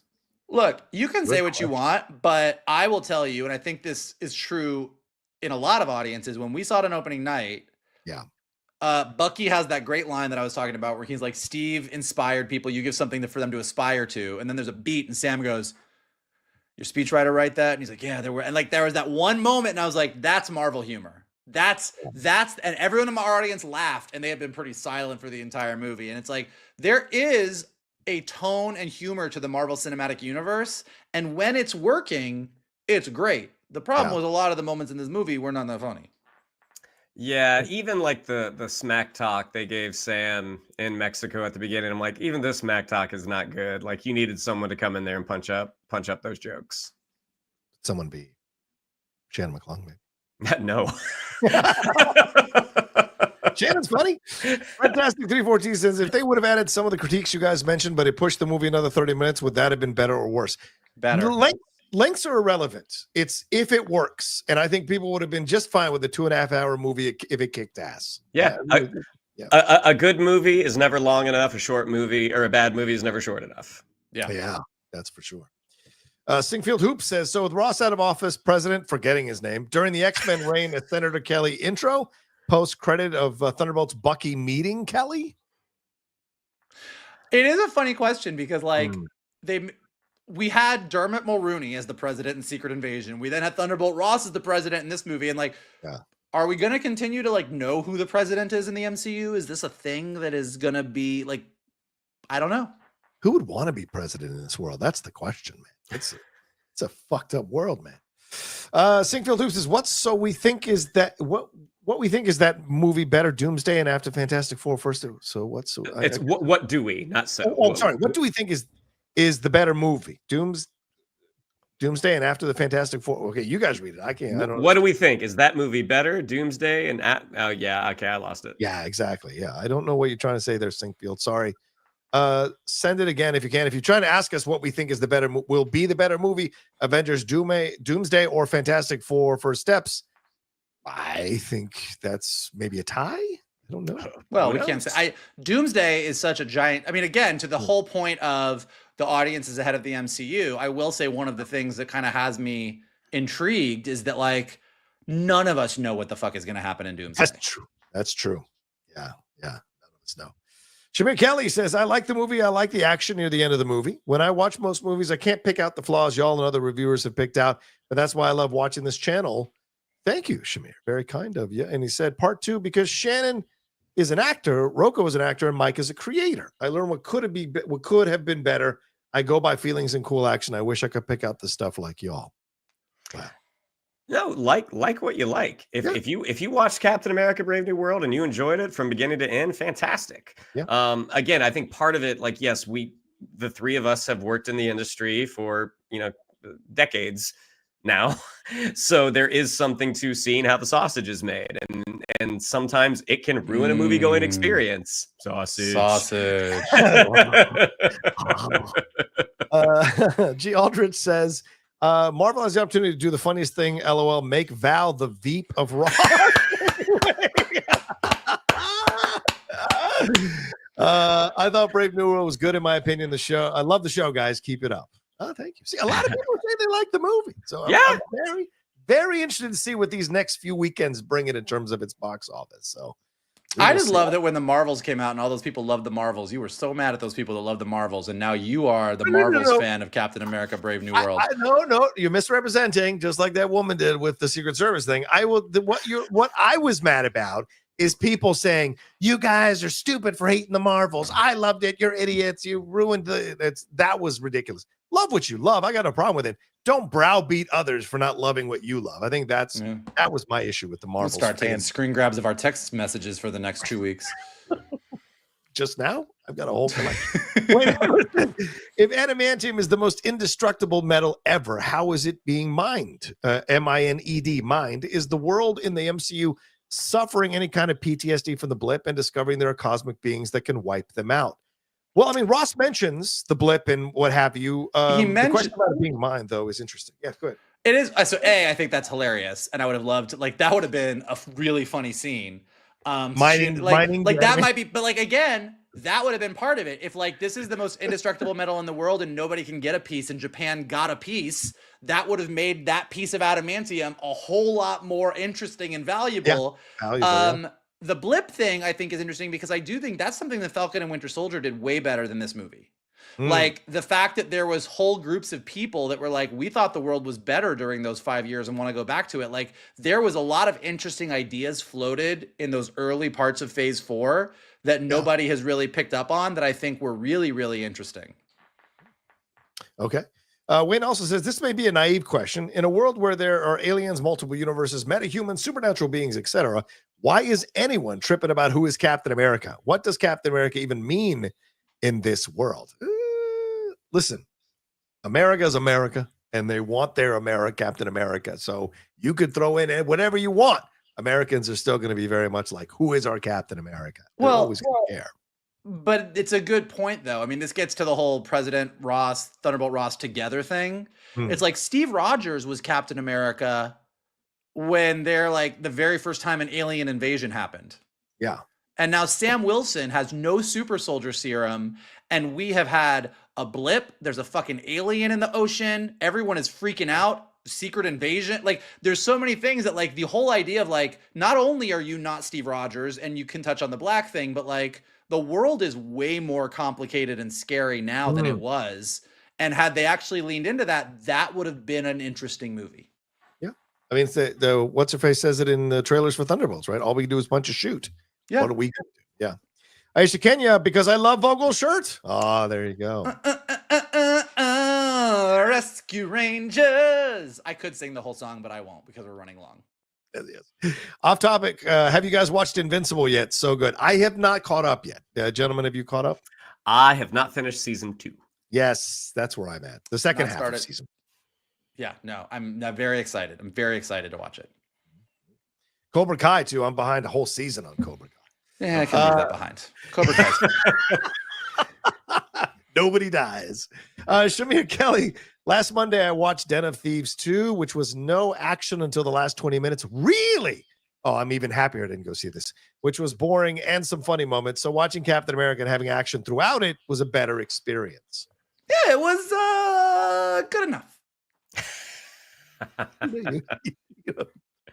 You're the worst. You won't let people have it. Singfield Hoop says, apologies. What do we think is the movie slated before Doomsday? Oh, and after Fantastic Four. Is there one slated between the two? It's February. Yeah. Isn't there Spider-Man 4 the rumor? Isn't that what is supposed to be there? Or is it Doctor Strange? What do you guys think? I think originally it was probably supposed to be Blade.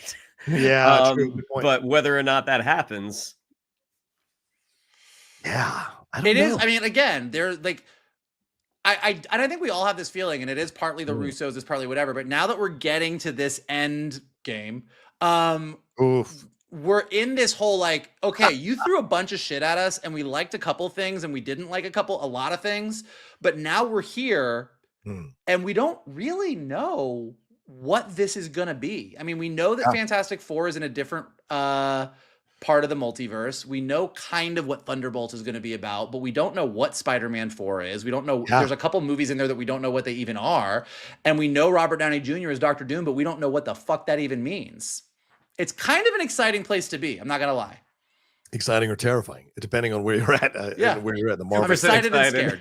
Yeah, good point. Frizzy Woe says, happy to catch you gentlemen live, just sharing some appreciation to you for the hours of joy you all provide. McClung is the bomb in the pit. Well, thank you very much. I'm going to be popping up again in 2 or 3 weeks, I think. Nice. Simon Section says, like what you like, but I love you guys. But seriously, the only memories of Strawberry Shortcake is me sniffing the toys. Apologies, don't care for lore.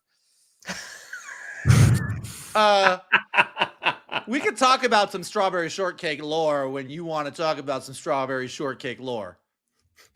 Sniffing the toys, I don't remember that at all. Oof. Yeah, they were scratching stuff. Were they? Yeah, they're all Yeah, my sister had a whole collection. I never smelled. Fantastic 14 says, I miss McClung humming. When is it coming back? Well, now it's going to. I thought we had just sort of forgotten about it, but I guess. Oh, there it is. That is the Avengers theme, Johnny. It became, yes, I do know it. It became. That is the Captain America theme, Johnny. Oh, good First job. Avenger. Now, what about Brave New? That's a good question, John. It was supercilious. The thing that happened. No, the humming, because it's the podcast feed that carries our updated their tools. It makes it easier for me to put in commercials without needing Shannon to hum. So that's kind of why it hasn't come back. So John went to the provider and demanded an end. He is stifling my creativity. No, I just feel like Shannon's been doing it for years and he probably got exhausted by it. And so if he can take it away from him, it's not a bad thing, I feel like. Judging by some of the music choices towards the end, you are not incorrect. All right, we got a few of these to run through the Streamlabs real quick. I know we're running long, guys. I hope you can hang on for a few more minutes, and we'll just run through these. Fred Taxton says, hey, Geek Buddies, I loved this movie. The dynamic between Sam and Isaiah was on point. I wish I could have gotten more. This movie has a few knocks on it for sure, but so did Winter Soldier and Civil War.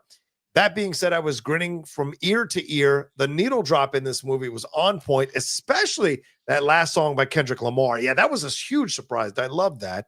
Also, Ross's lead security being trained in the Red Room was very pleasing because it touches on the work Yelena was doing, freeing the remaining widows. Would have been cooler if they had touched on that a little bit more, but yeah. Yes, I don't disagree with that. Shannon, anything you want to say on these before we move on? No. Okay, all right. Nick _B says, just throwing some coin your way, guys. Love the shows. Thanks for the content. Oh, thank you. Hot Security Guard says, hey, guys, I've seen Brave New World twice now. It went from good to fine for me, not liking the score and the bad editing and the green screen.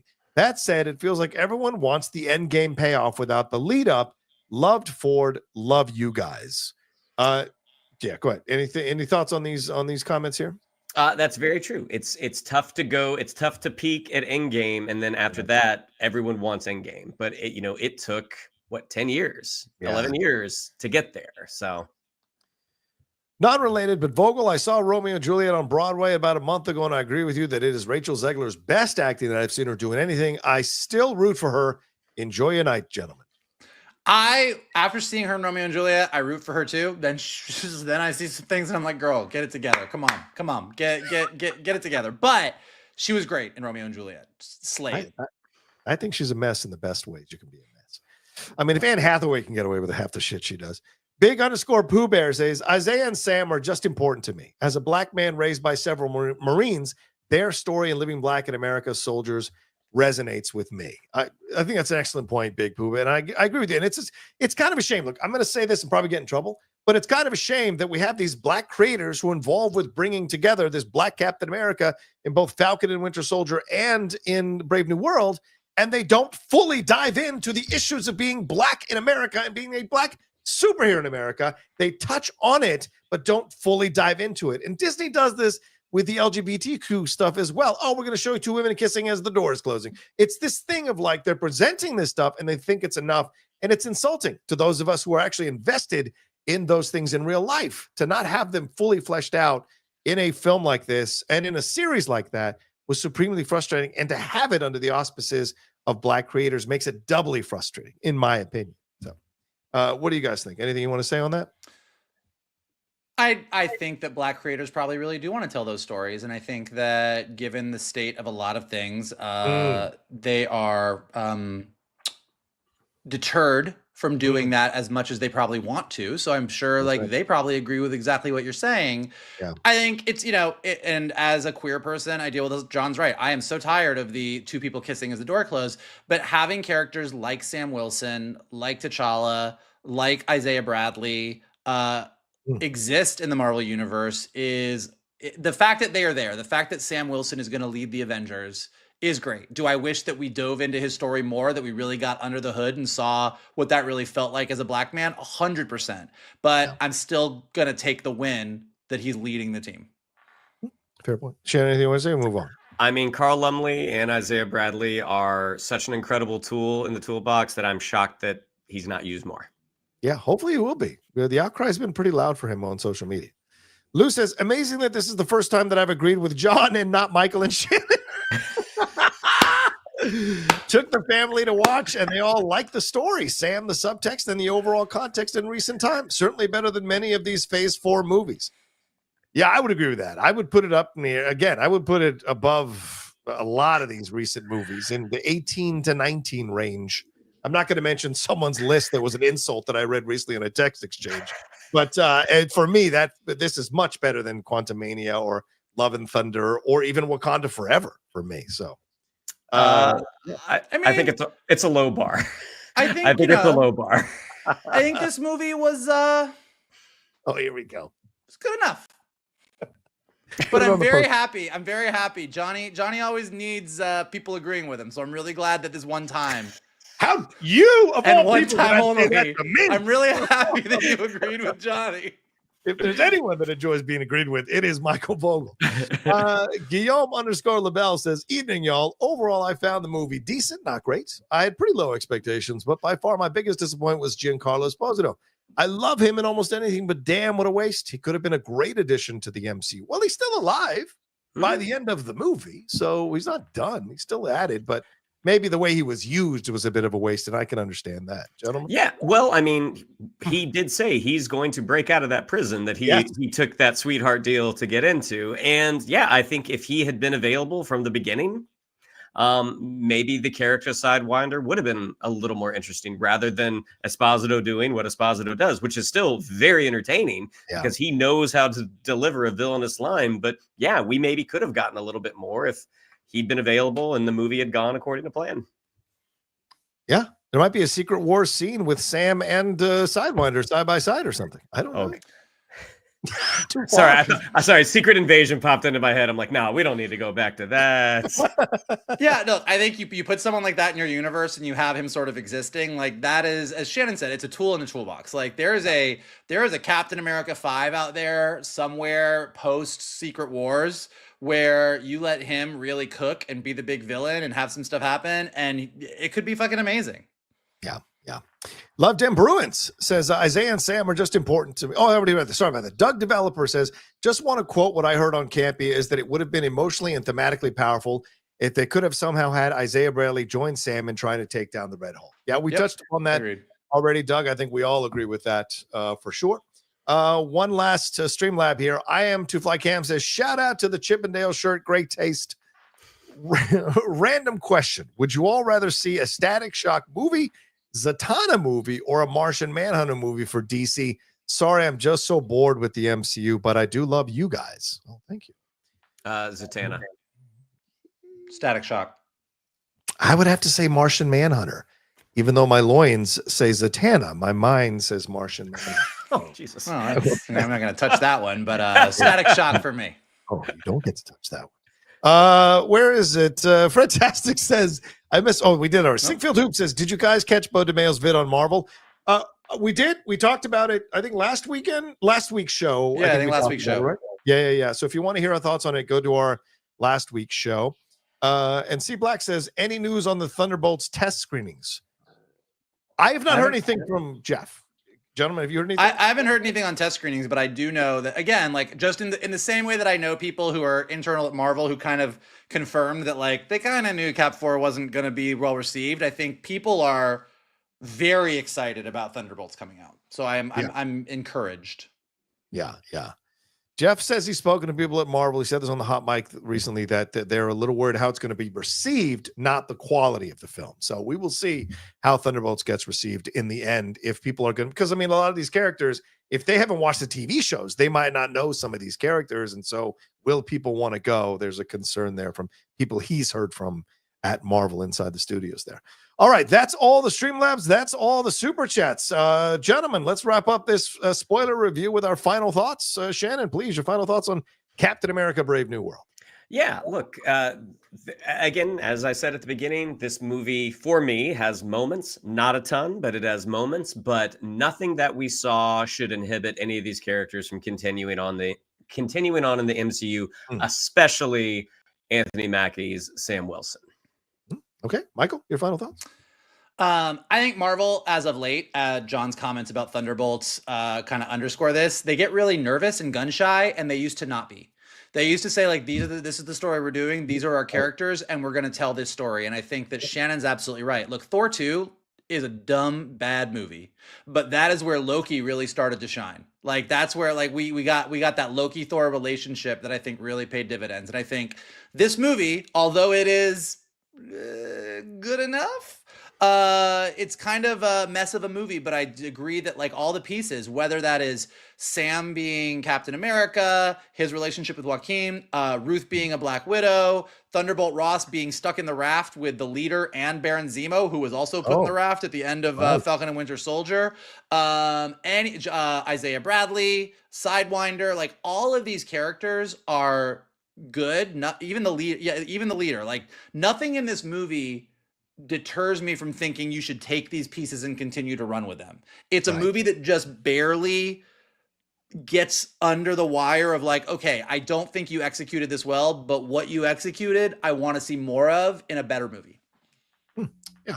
So obviously much more. I like the movie. I enjoy the action. I enjoy the performances here. The reason to see this movie is Anthony Mackie and Harrison Ford. These are the two reasons to see this movie. So yeah, the story a little rough, the leader not the best, but overall it is their charm, their energy, their performances that carry you through the movie and set up the things that they set up here throughout to get us into the next section of the MCU. And yeah, I know Michael's joked about it, but it is good enough considering all the madness that was going on behind the scenes, whether Julius Onah wants to admit it or not, or Feige or Iger ever want to talk about it or not. The fact that you got a movie that a lot of people are liking, if you look at the Rotten Tomatoes score on the audience side, that's a positive. It made almost $200 million. I think that's a positive for now, but we'll see what happens overall if the film does good numbers, does good box office, because Deadline said today, I think it needs to hit like 425 million in order to start breaking even. So it's going to be a hell of a road that it has to walk in order to do that. But you want people to be inspired. You want people to be excited.